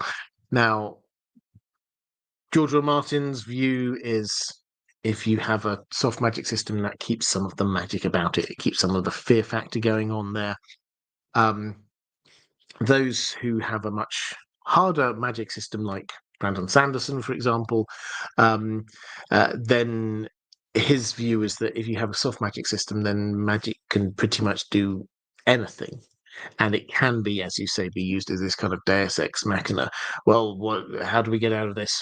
It's okay, Gandalf will do a thing, but it'll not necessarily Gandalf, but you get the idea. If the magic user can just do a thing without really explaining or having any kind of like how or why, and without having any kind of cost to it, then it makes magic just seem really easy and can unbalance the whole world. So my personal position, I'm with George R. R. Martin. I don't like a really in-depth magic. So it makes it feel like science. Then to me is that if you can say this plus this equals that, that then becomes just a lot of the beauty of it has gone. Just for me. However, one thing that I think even most soft magic systems do agree on, which I think is absolutely important, is the need for there to be a cost associated with doing magic. If you can just cast any spell and that's fine, then that just makes your magic user incredibly overpowered. At the very least, it needs to tie them. And Tolkien had a soft magic system, very soft, but even there, Gandalf was like, I'm really tired now after doing this bit of magic. I can't do anything for a while. It's very clear that it took a toll on him personally.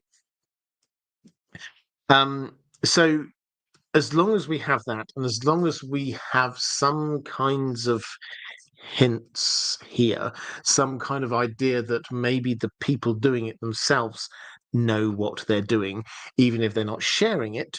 That I much prefer the softer magic system. So, for example, Dany with the birth of her dragons. Now, we don't know exactly the magic that happened there. George R. Martin has very clearly not explained all the magic, but he has said this was one-off. This was miraculous. Everything was exactly right. You have your sacrifices, you have your fire, you have the red comet in the sky, you have some intentionality from Dany. That all of the things are going on just to make it right in that moment. I think I need to know that all the things are going on. But I don't need to be told exactly how.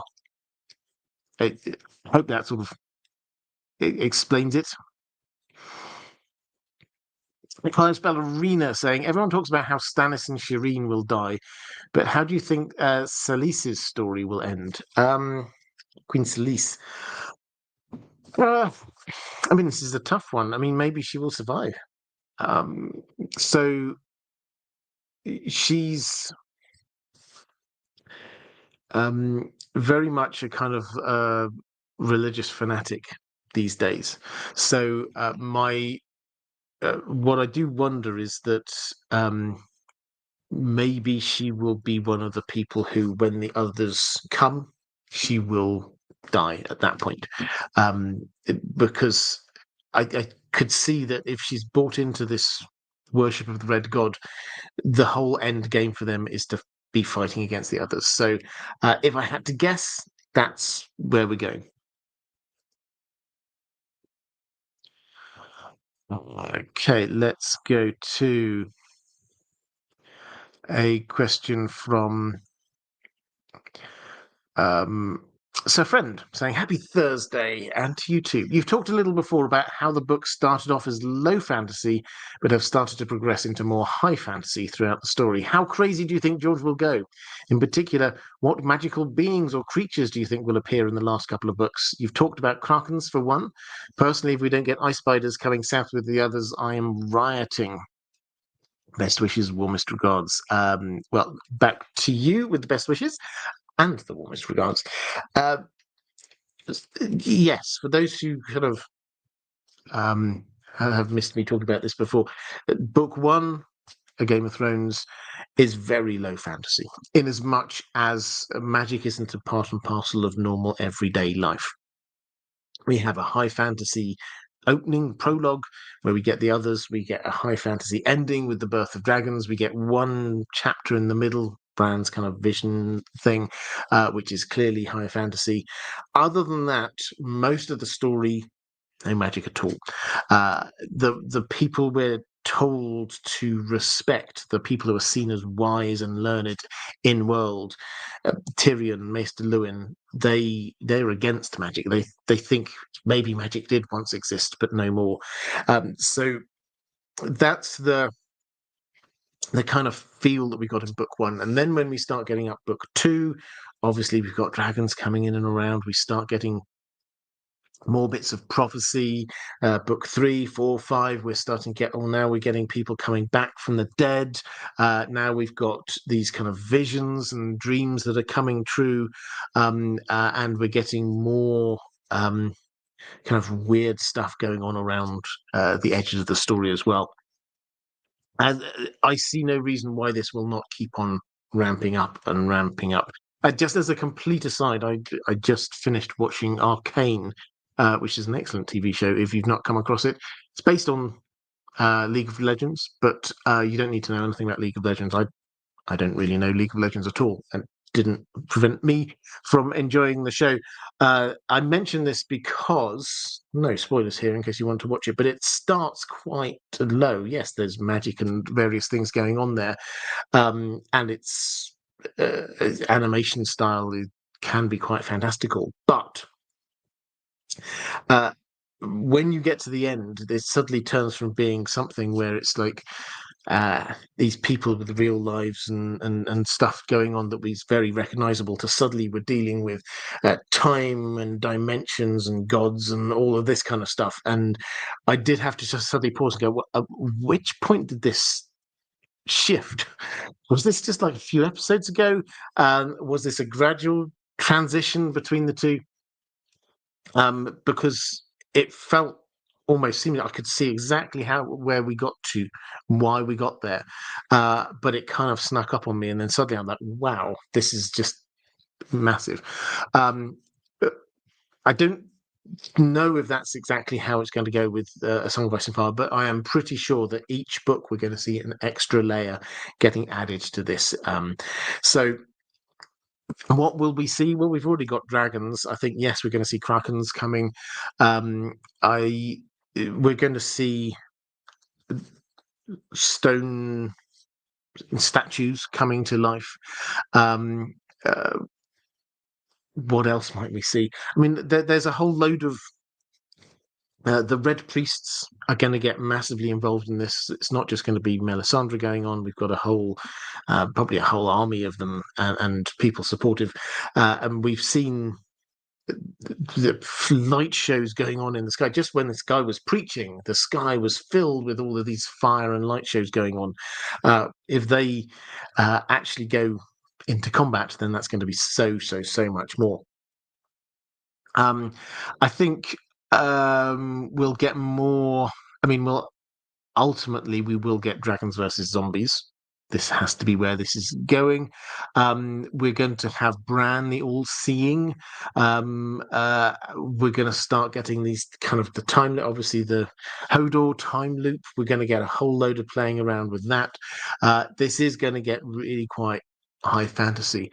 And you can see he's almost holding back, particularly with like the Bran chapters, because he knows that the amount of Bran chapters we've had has been becoming less and less as we've been going through, because he's becoming more and more powerful, and that really kind of skews the information that he will be able to get, could really skew the whole feel of the books. What we won't get are the gods. He has told us this several times. We're not going to suddenly see the gods intervening direct in any way in here. People are doing magic in the gods' names, and we could believe that this is from the gods, but we're not actually going to physically see the gods. So it's going to get ramped up. You talked about ice spiders. Yeah, I think we will do.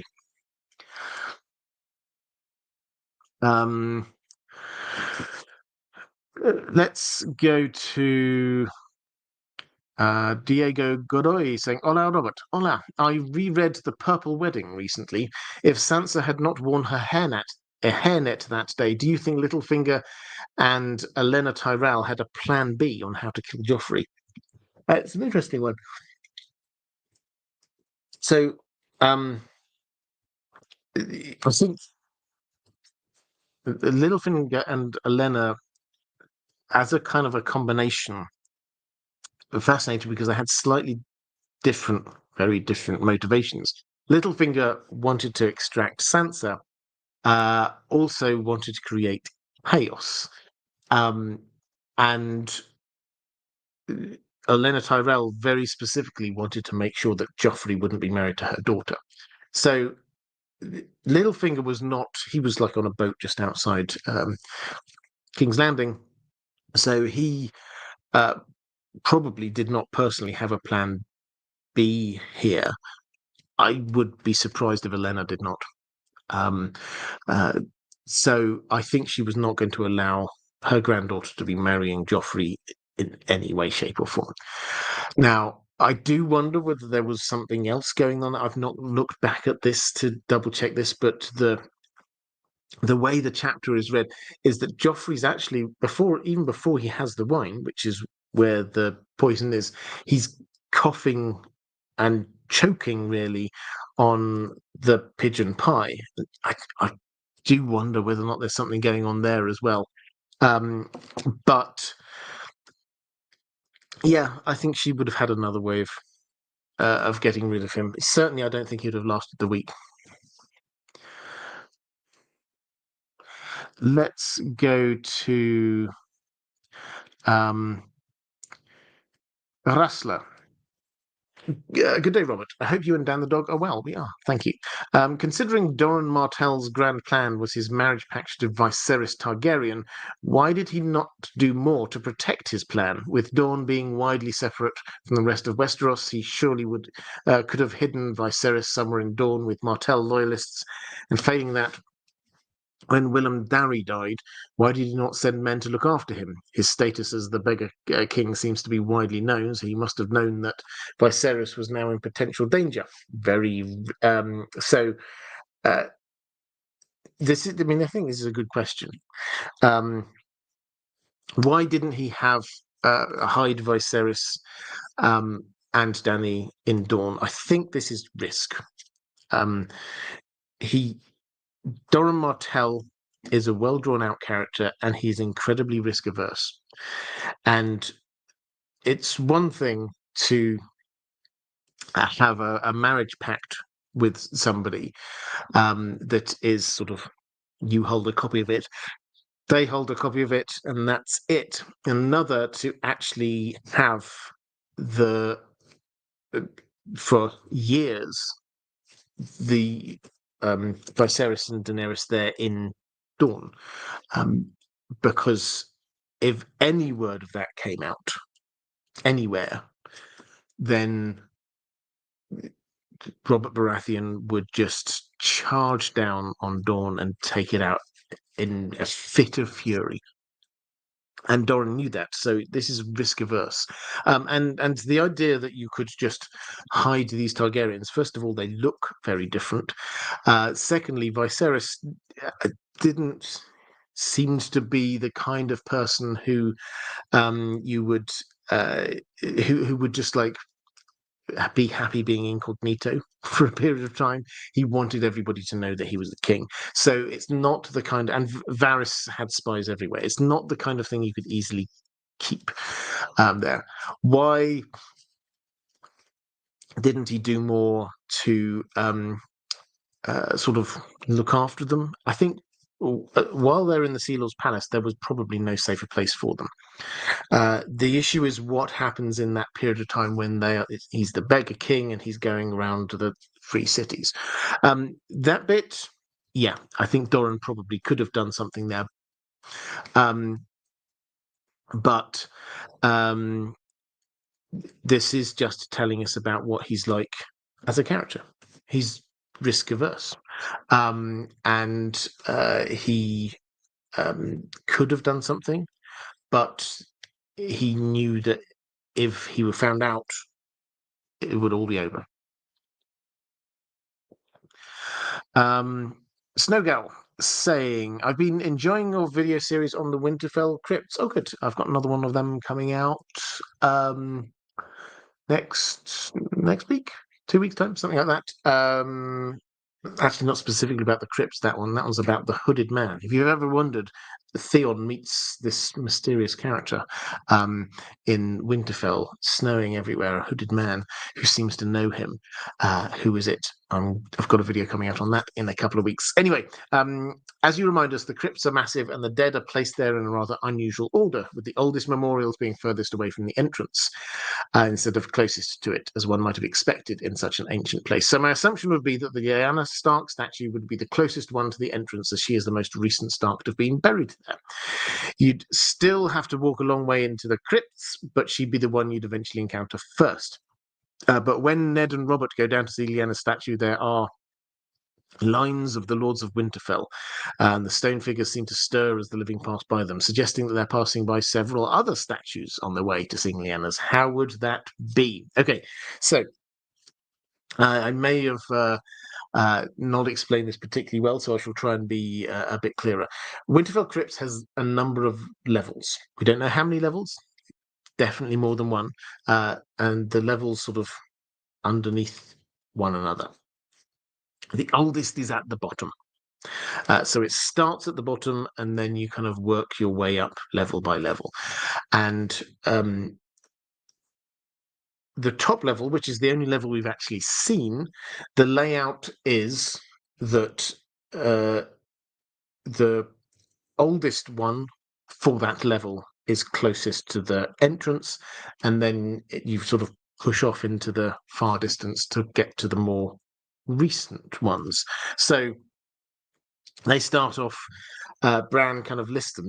When he goes with Maester Lewin there, he kind of lists off of these, and when we can hear him listing off a few names, and then we get to and here's Torrhen Stark, the king who knelt. So that's around the time of Aegon's invasion, and he sort of like mentions another few Starks who were more recent than that. And as they're walking through, they're getting closer to today the further in they get. So when I say that it's constructed in an odd way, in that the oldest is the furthest away. What I mean is the oldest is the furthest from the surface. And when you get a new layer, then they do go out in the sort of the normal way you might expect, so sort of pushing outwards from the oldest, closest to you, and the youngest or most recent, furthest away.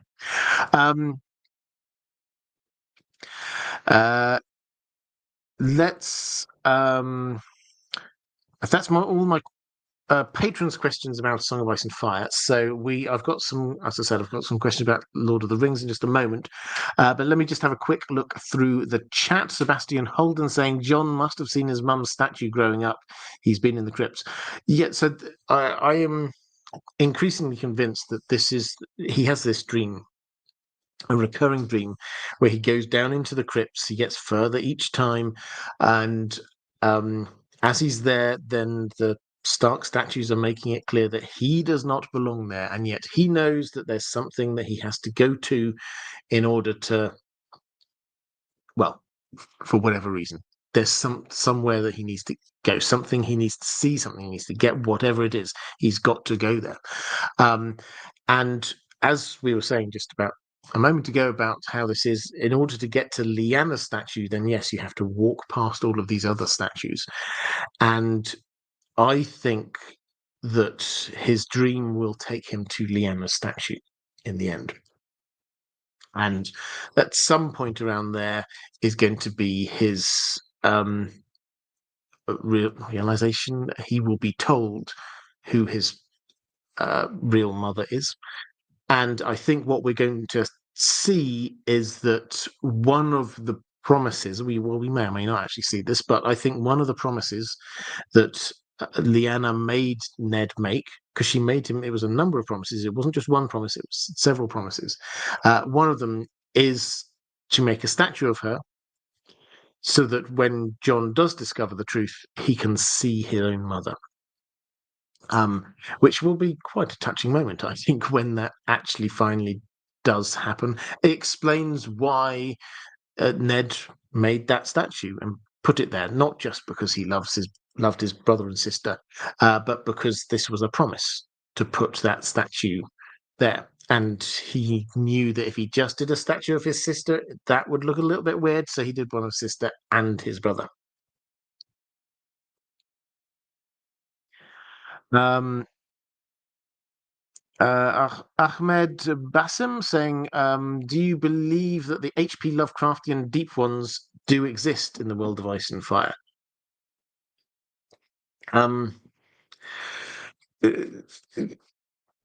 We won't see them, but George R. R. Martin has done enough nods to this that yes, there's something there.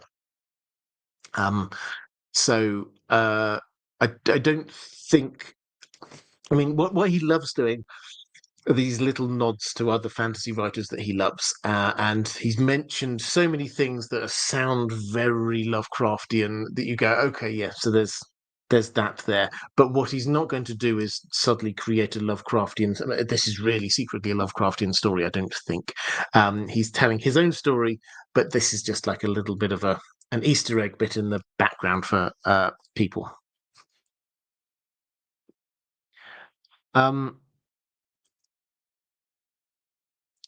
Let's go to Constantine Thranos. In the original A Song of Ice and Fire trilogy plan, the threat of the dragons preceded the Others menace, while in Game of Thrones Season 8 did it vice versa. In what order do these threats, or will these threats be dealt with in the books? Yes, so his original plan, when he had 3, it was going to be a trilogy. Book 1 was going to be dealing with the infighting, the civil wars, the Starks versus the Lannisters. Book 2 was going to be Dany's invasion, and book 3 was going to be the Others invasion. Now, what the show did, as you rightly say, is that the Others were dealt with, and then the dragons were dealt with. I don't think that's actually completely against the original plan, because book 2 was going to be Dany's invasion, and then we get the Others, and I think the implication was that something would be left over from book 2 that will help defeat the Others, so a dragon or whatever.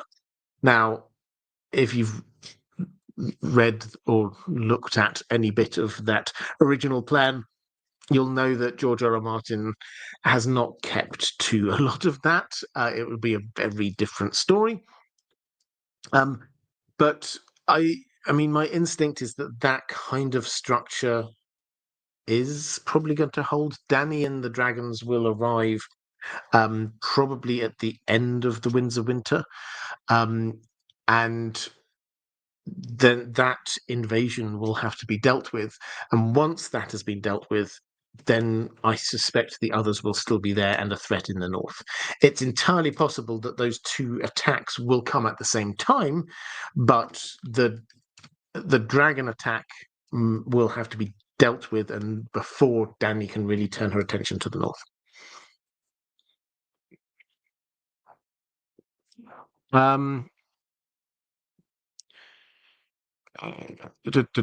Michelle Ramos saying deep ones definitely exist.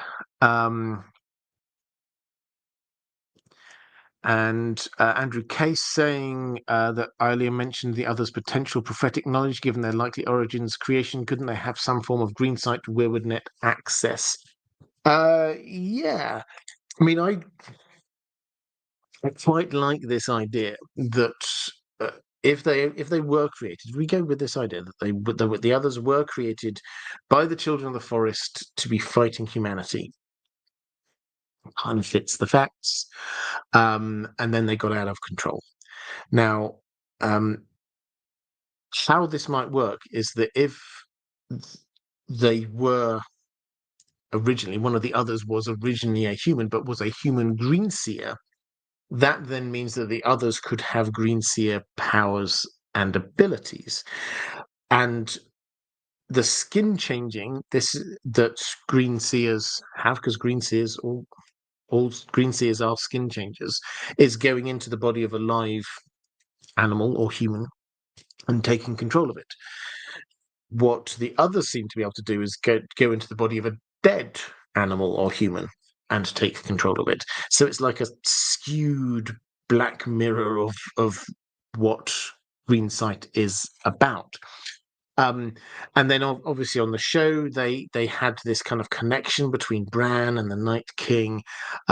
It would not surprise me if we see something along these lines where actually this is some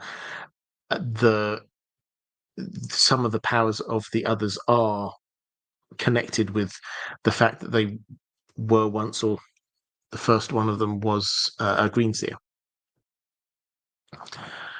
Okay, let's go to some Lord of the Rings questions now. And we have a question, first of all, from William Schneider, saying, "Hey, Robert, I enjoyed your last video about Sauron and the 3 elven rings. My question is, did Saruman know who had the rings? If so, would he making a play for them helped his bid for the One Ring?" Okay, so I did a video which was, did Sauron know where the 3 elven rings were, who had them?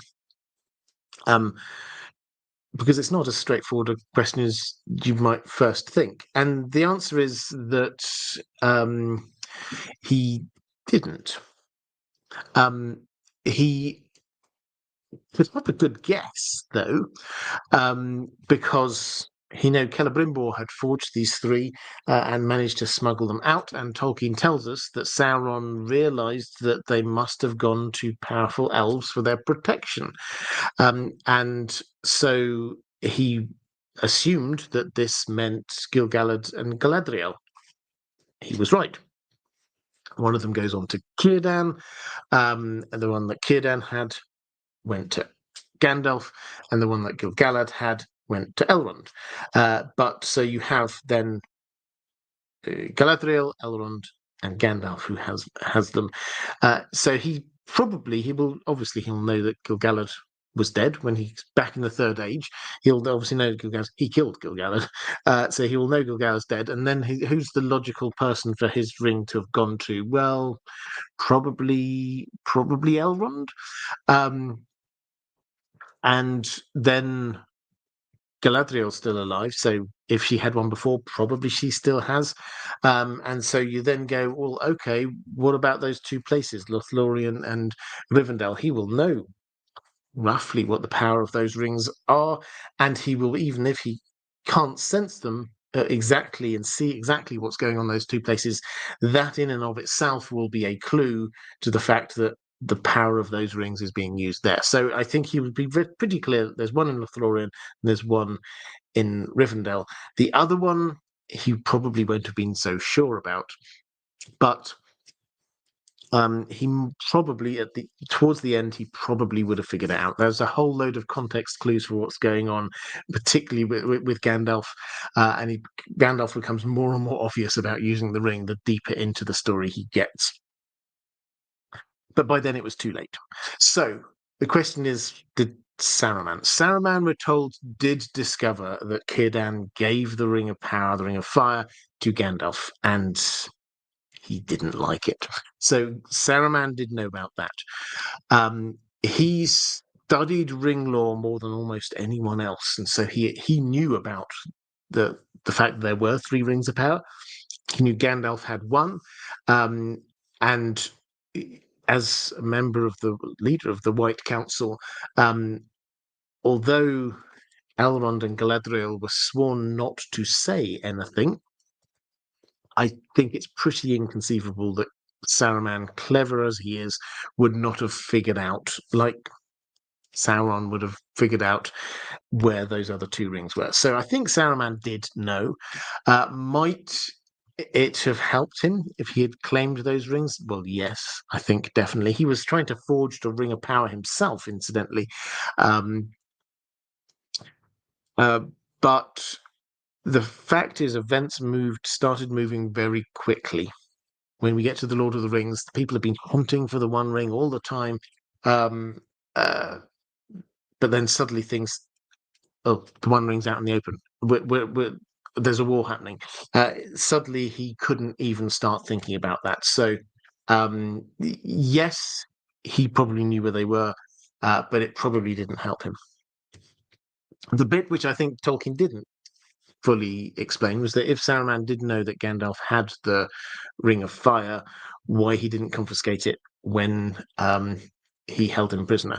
I don't think that's a particular sort of like a massive plot hole, but it's one of those things you go, oh, well, perhaps he was just convinced that Gandalf wasn't going to go anywhere and he couldn't use his magic while he was there, and he hadn't thought about the Eagle Uber service. So I think that's just him being a bit too overconfident. Let's go to Alexander the Just Okay. Hey, Robert, I hope you're well. I am, thank you. Imaginative question for you here. How do you envision Sauron looks? And can you describe it with as much accuracy as you can? This is, of course, after the fall of Numenor. I remember Gollum saying something like, only four on the black hand, 4 fingers on the black hand. Do you think his hand is actually black, as in a color, or is he just using it in a sinister sense? I did ages ago. I did a video. What was Sauron looked like. I think it was one of the ones that I took down, and I will put back up again. I'll redo and put back up again at some point soon. So yes, Sauron had a physical form. It's not always apparent from the films, but he had a physical form in the Third Age, towards the end of the Third Age. Obviously, when he was younger, he was a big shapeshifter. He could take on a fair form, Anatar, things like that. But by the Third Age, he had lost the ability to take on the physical form that he chose. And Tolkien, I couldn't find the exact quote, but he basically says he had to then just take on a physical form which was representative of who he actually was, an evil Dark Lord, basically. So that is how he looks. We get a few little different hints. In one of his letters, actually, Tolkien says this: Sauron should be thought of as very terrible. The form that he took was that of a man of more than human stature, but not gigantic. So human, big, but not giant. He did have a black hand. I think it was quite literal, a black hand, and had 4 fingers. That being representative of the fact that one finger, the finger that had the ring on, was cut off. He had red eyes, and he looked like a Dark Lord. So that is as far as we can go with this. I personally, I really like how they showed it in the film. I think he, with that armor on, he looked amazing in the, flashback scene, or whatever you would call them, in the opening scene of the first film. I thought that looked absolutely fantastic. But yeah, human, large, like a Dark Lord, black hand with only 4 fingers on. Martin S. saying, hello, Robert. Hi. I was thinking of one thing out of many that bothered me about the choices they made for the Rings of Power. This one comes from late season 2. Basically, I don't think Gil-galad was sufficiently portrayed as adept in combat. This is among what Elrond is saying in the chapter of the Council of Elrond. This is a quote. I, says Elrond, was the herald of Gil-galad and marched with his host. I was at the Battle of Dagorlad before the Black Gate of Mordor, when we had the mastery. For the spear of Gil-galad and the sword of Elendil, Aeglos and Narsil, none could withstand. Even with Gil-galad and Elendil falling in the process, striking down Sauron when Sauron was wearing the One Ring was a huge feat. By all accounts, Gil-galad was a legendary warrior, probably not short of Glorfindel. What do I think? I don't think, says Martin, he's given his due as a warrior to a sufficient extent of the Rings of Power. I would agree. He was a very impressive fighter with his Aeglos, it's his spear, which they did show us briefly, I think, in Rings of Power. But none could stand before him except Sauron. And the way that battle seems to work is you get Elendil and Gil-galad faced down Sauron, the two of them, and they were killed, but they took him down at the same time. So that's the kind of feel. Very impressive. Is he given enough credit there? No, I would agree. I think the other thing with Gil-galad, and this is not anything against the actor, I think actually is doing a reasonably good job, but I have to admit, with Gil-galad, I found that he also didn't come across as wise as Gil-galad or insightful as Gil-galad is in the books. For example, he just when evil's starting to rise, he then decides, well, we'll stop looking out for things. I'll take my troops away from their watchtowers. And when Galadriel's there saying, well, I have to find Sauron, Sauron is still out there, he says, no, I'm going to try and get rid of you. This has gone on for too long. So he is used within the show, or has been used within the show. I don't know where they're going to go with it now, but he was used within the show as being an opposition figure to Galadriel, which doesn't fit really with what we have from the books. In the books, he was foresighted and he could see the stirrings of the shadow, and he wrote to Numenor and warned them of it and things like this. So that wasn't him at all. Okay. Ranabe Mitra saying, salutations, and to you too. Hope you're well and staying away from the football. Yeah, let's not talk about the football. Wanted to thank you for introducing me to Lexi's channel, Girl Next Gondor, after seeing your brilliant stream with her a few years ago about the First Age. Yeah, I highly recommend it. One of the finest and criminally undersubscribed, if that's a word, channels on Tolkien out there. My questions are related to her recent video on Morgoth's return. The Barrow-wights sing the following two paragraphs in their poem: "Nevermore to wake on stony bed, never till the sun fails and the moon is dead, till the Dark Lord lifts up his hand over dead sea and withered land." Do you believe that these evil spirits are singing about Morgoth and what he plans to do during the Dagor Dagarath? That's the big battle at the end of time. Because there's no way Sauron or the Witch King have the power to eliminate the sun and the moon. Whereas that tale about the Dagor Dagarath actually talks about Morgoth potentially doing this very task before his final fight with the Valar. What do you think? Well, I've not seen Lexi's video on that one, but it certainly sounds like that she might be onto something there. So I'll definitely have a look at it. I do really appreciate her videos, and if I change my mind on that, or if I got a slightly different perception on it, then next time we're doing a live stream, I will mention it there. Then you also say, when the War of Roth finished and Morgoth was cast into the void, exactly how were the Valar permitted to do this? The area of space beyond Ea is part of Eru's dominion and not the Valar's, whose reach extends to Arda and Ea alone. Christopher Tolkien wrote that before the years of the Two Lamps, Morgoth spent a significant amount of time in this void space, whilst the Valar were settling down in Arda. If you agree with my thinking, then Morgoth is definitely alive and probably on an extended holiday, whilst the Valar grow weary in Arda. Morgoth's return isn't a thing of is simply a matter of timing, right? Well, yes. I mean, the void is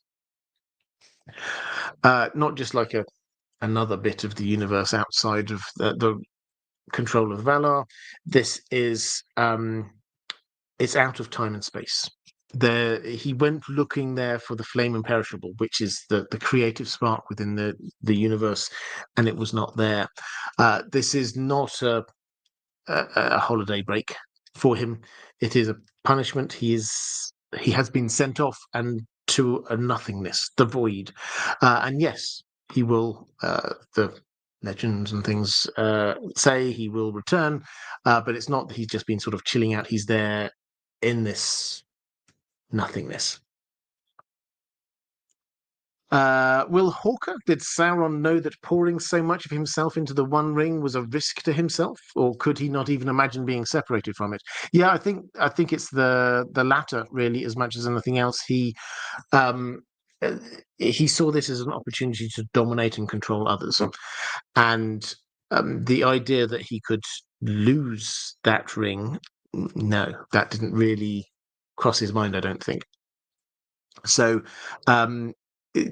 Tolkien did write about this in one of his letters. I don't have the quote in front of me, but yes, this was one of the great drawbacks. But it's an oversight on Sauron because of his character. Tolkien does this a lot. Yes, it's an oversight, but that's a character-driven oversight. Andrew Dickey.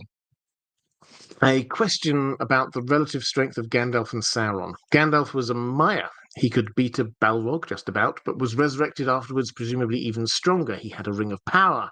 Sauron was a Maiar. He put most of his power into the ring, which still existed but was not in his possession.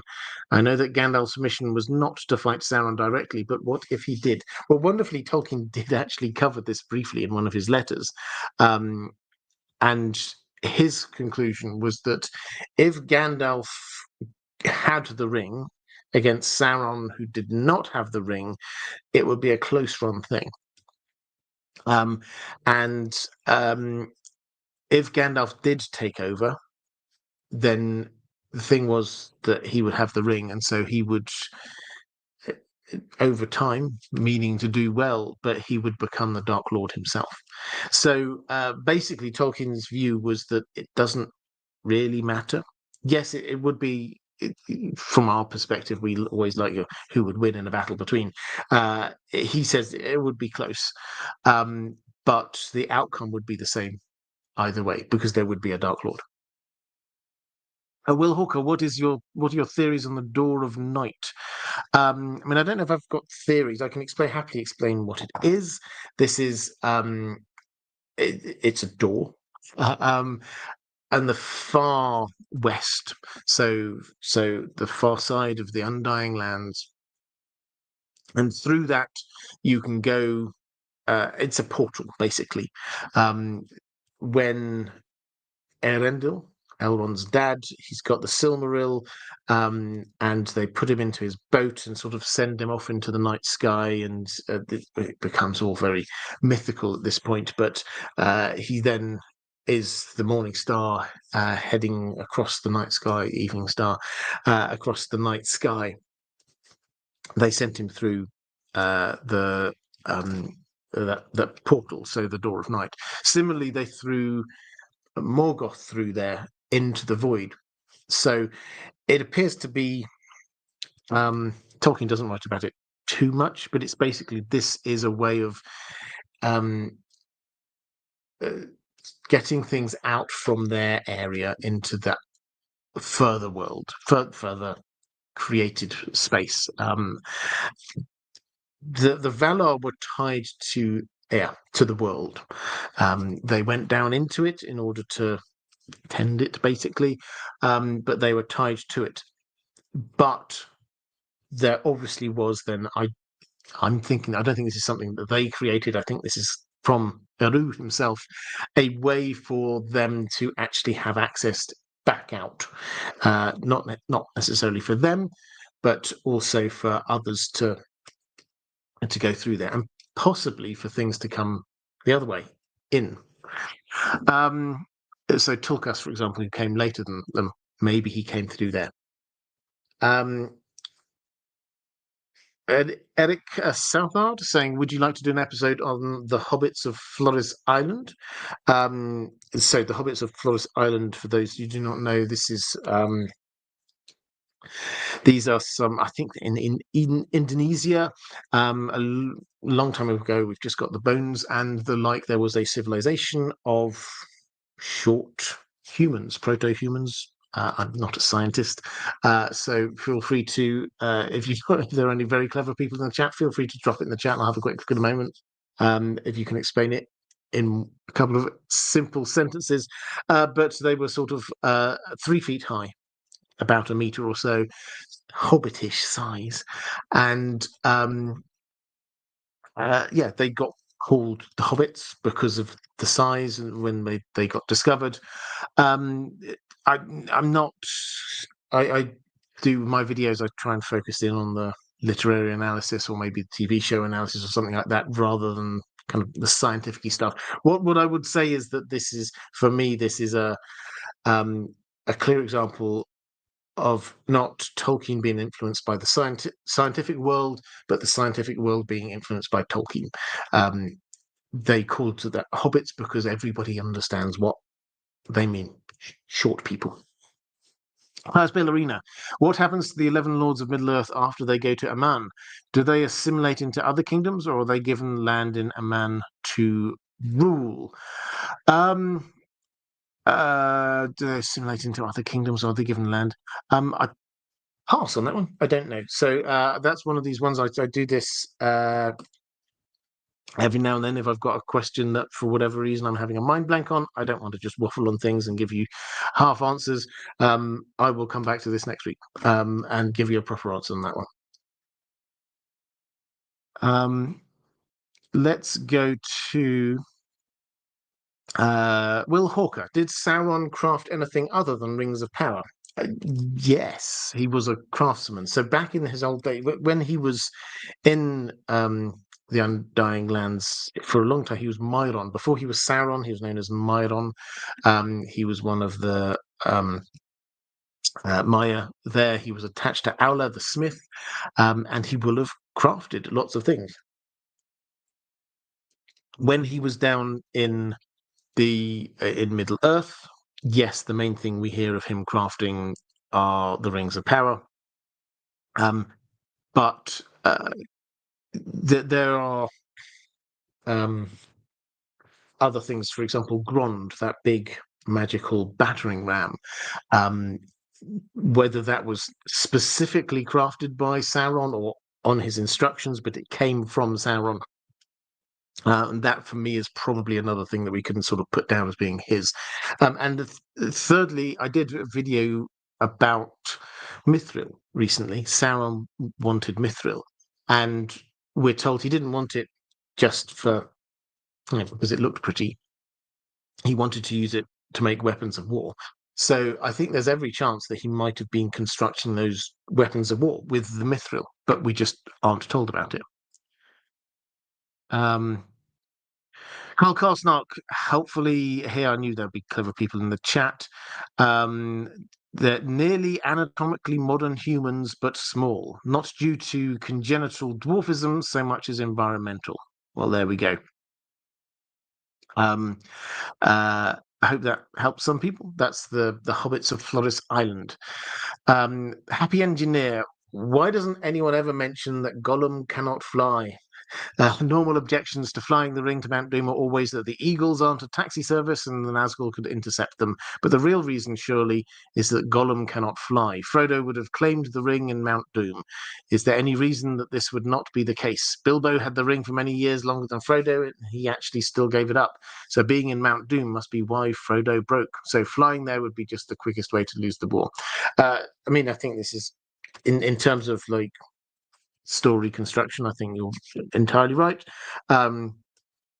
Tolkien, if he'd had them drop down just outside Mount Doom and they'd managed to get past all of the issues that we normally talk about, then Frodo would have gone up to the cracks of Doom and then not be able to put it on. Not be able to throw it away. He would have put it on, and the war would have been lost. So, that's an entirely valid point. I mean, I think in world there are plenty of other reasons. I will do a video again. I did one ages ago. I will redo the "Why Not Fly the Eagles to Mordor" at some point. It's a classic video. You've got to do it at some point. Martin S. What do you think Sauron's throne room in Barad-dûr looks like? Wow. I have to admit, I've not really thought about it, but my general take is that it probably would have echoed in some ways what we had for Morgoth back in the First Age, Thangarodrim. So I think probably that. I think he probably would have had access to his Palantir there. I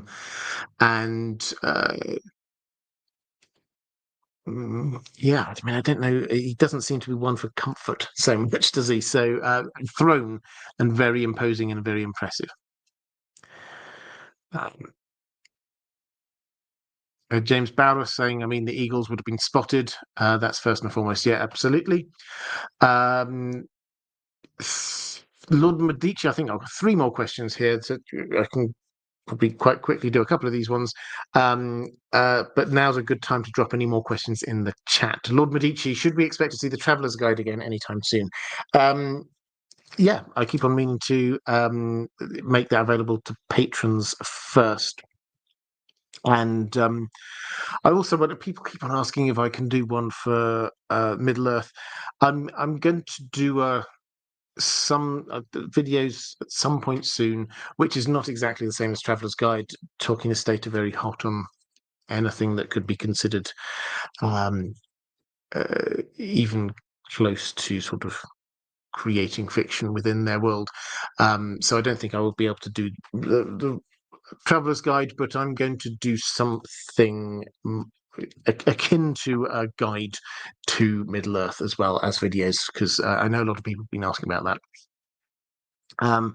Alexander the Just Okay saying, have you ever considered writing your own novel or series? Yes, I have. And yes, I probably will at some point, but not this year. 444 saying, "Hi Robert, what do you think?" And hi to you, by the way. What do you think about Sirens of the Deep? This is the animated film, Witcher film on Netflix, which dropped about a week ago, I would say. I was surprised that Netflix's writers decided to ignore most of the original short story, A Little Sacrifice, instead introducing events and characters to directly mirror Disney's Little Mermaid with homages to Aquaman. Keeping from the Witcher version mostly characters' names and some appearances, but not motivations and actions. Yeah, I mean, I think you've sort of summed up a lot of what I think about it. I quite enjoyed it. I watched it when it came out. I did quite enjoy it. I think so. The voice work was good. So we had Doug Cockle, who was doing the voice of Geralt, who does him in the video games, which I thought worked well.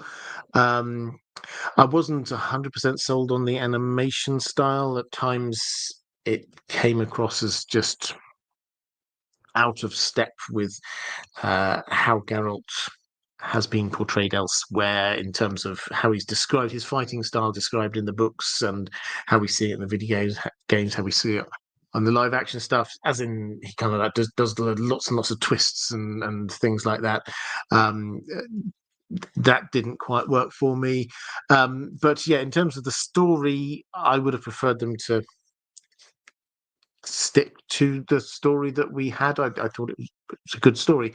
I can understand there wasn't perhaps as much action as they wanted. But yes, it did feel very much like a slight Disneyfication of the original short story. And when I say slight, quite a lot of large elements of it.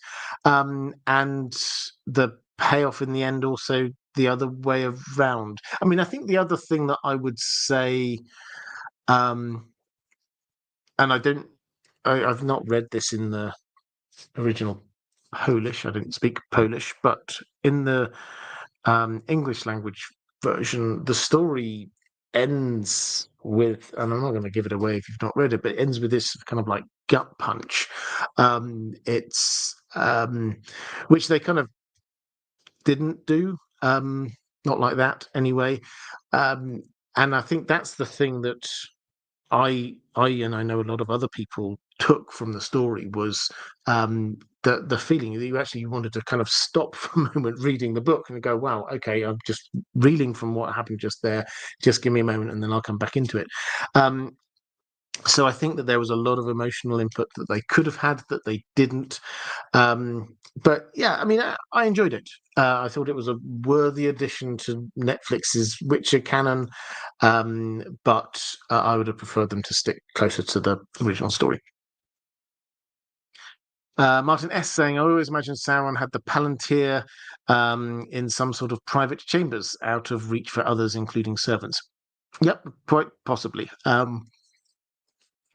mean, I wouldn't.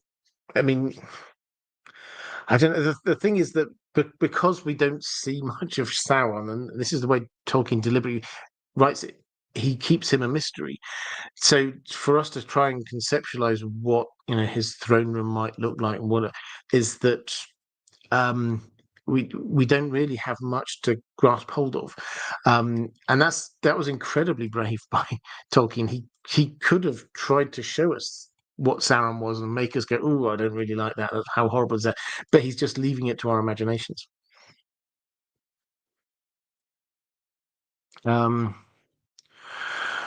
Andrew Kay saying Netflix and those involved with the Witcher projects seem to have an odd approach or attitude towards the source material.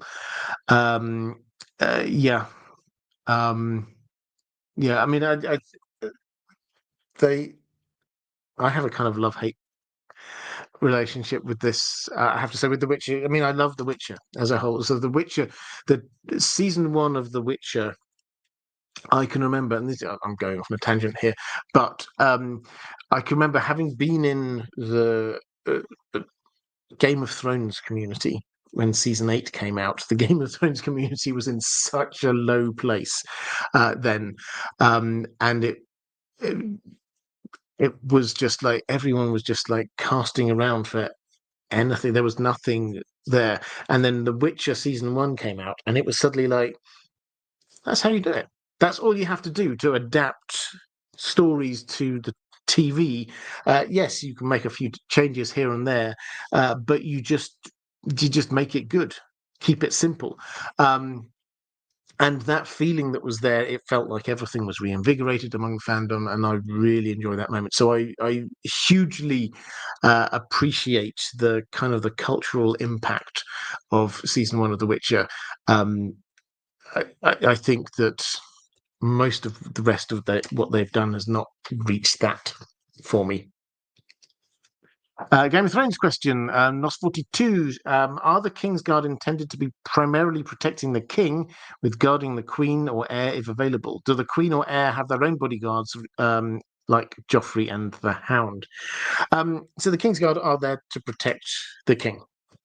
The king is in charge of everything. Now, generally speaking, there's 7 of them, and they don't all need to be there in a circle around the king at all times. So what normally happens is that some of them get allocated off to different places and people. This one's going to be this person over here is looking after the heir, that person over there is looking after the queen, whatever it is. And that there's no hard and fast rule about that. That's just a thing that often happens quite organically. So, for example, Rhaenyra with Kristen Cole, that happened relatively organically.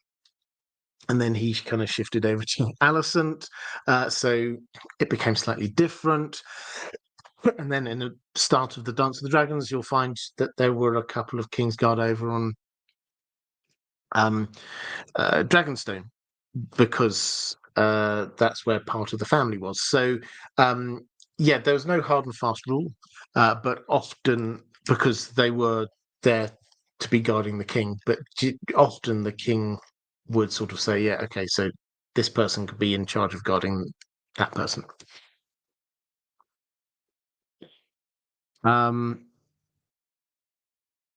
Let's go to James Bowdus saying, I think the Regis Vilgefortz outcome was so devastating and poignant that it made me tear up reading the series. That sequence shows Sapkowski's brilliance as a writer. Devastating, beautiful, Polish melancholy. Gosh, yeah, absolutely. So I would agree.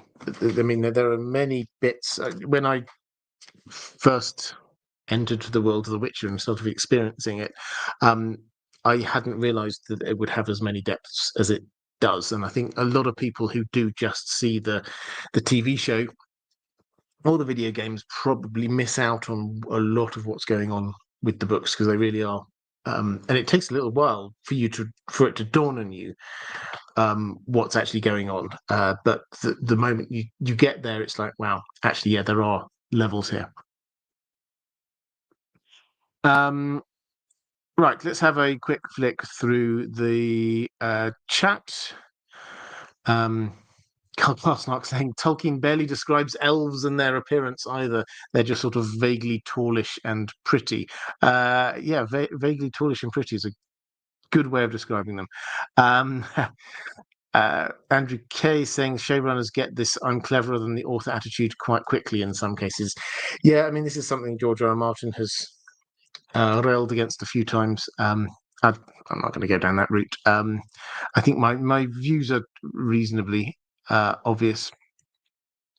Northern Tommy, thank you very much for saying the kind things about my recent Witcher video. There will be a few more Witcher videos, incidentally, coming out over the next few weeks. People sometimes ask with the sort of the balance of videos.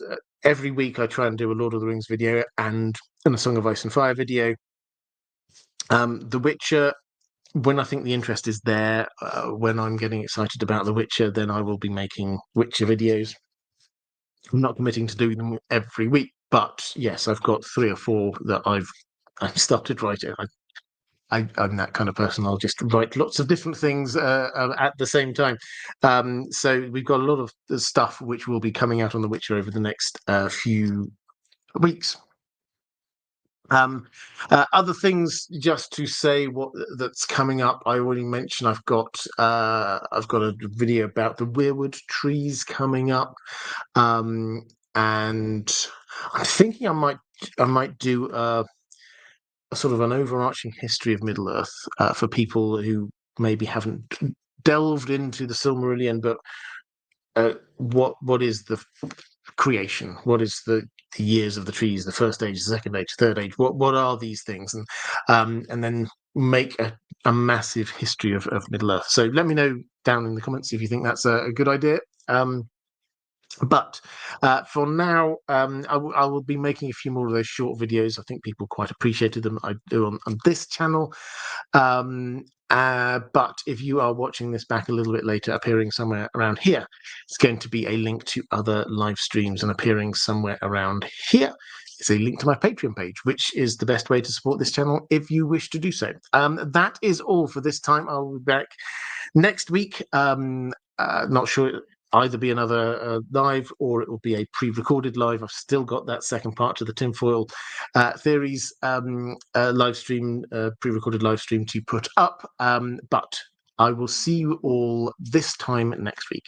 Take care, everyone.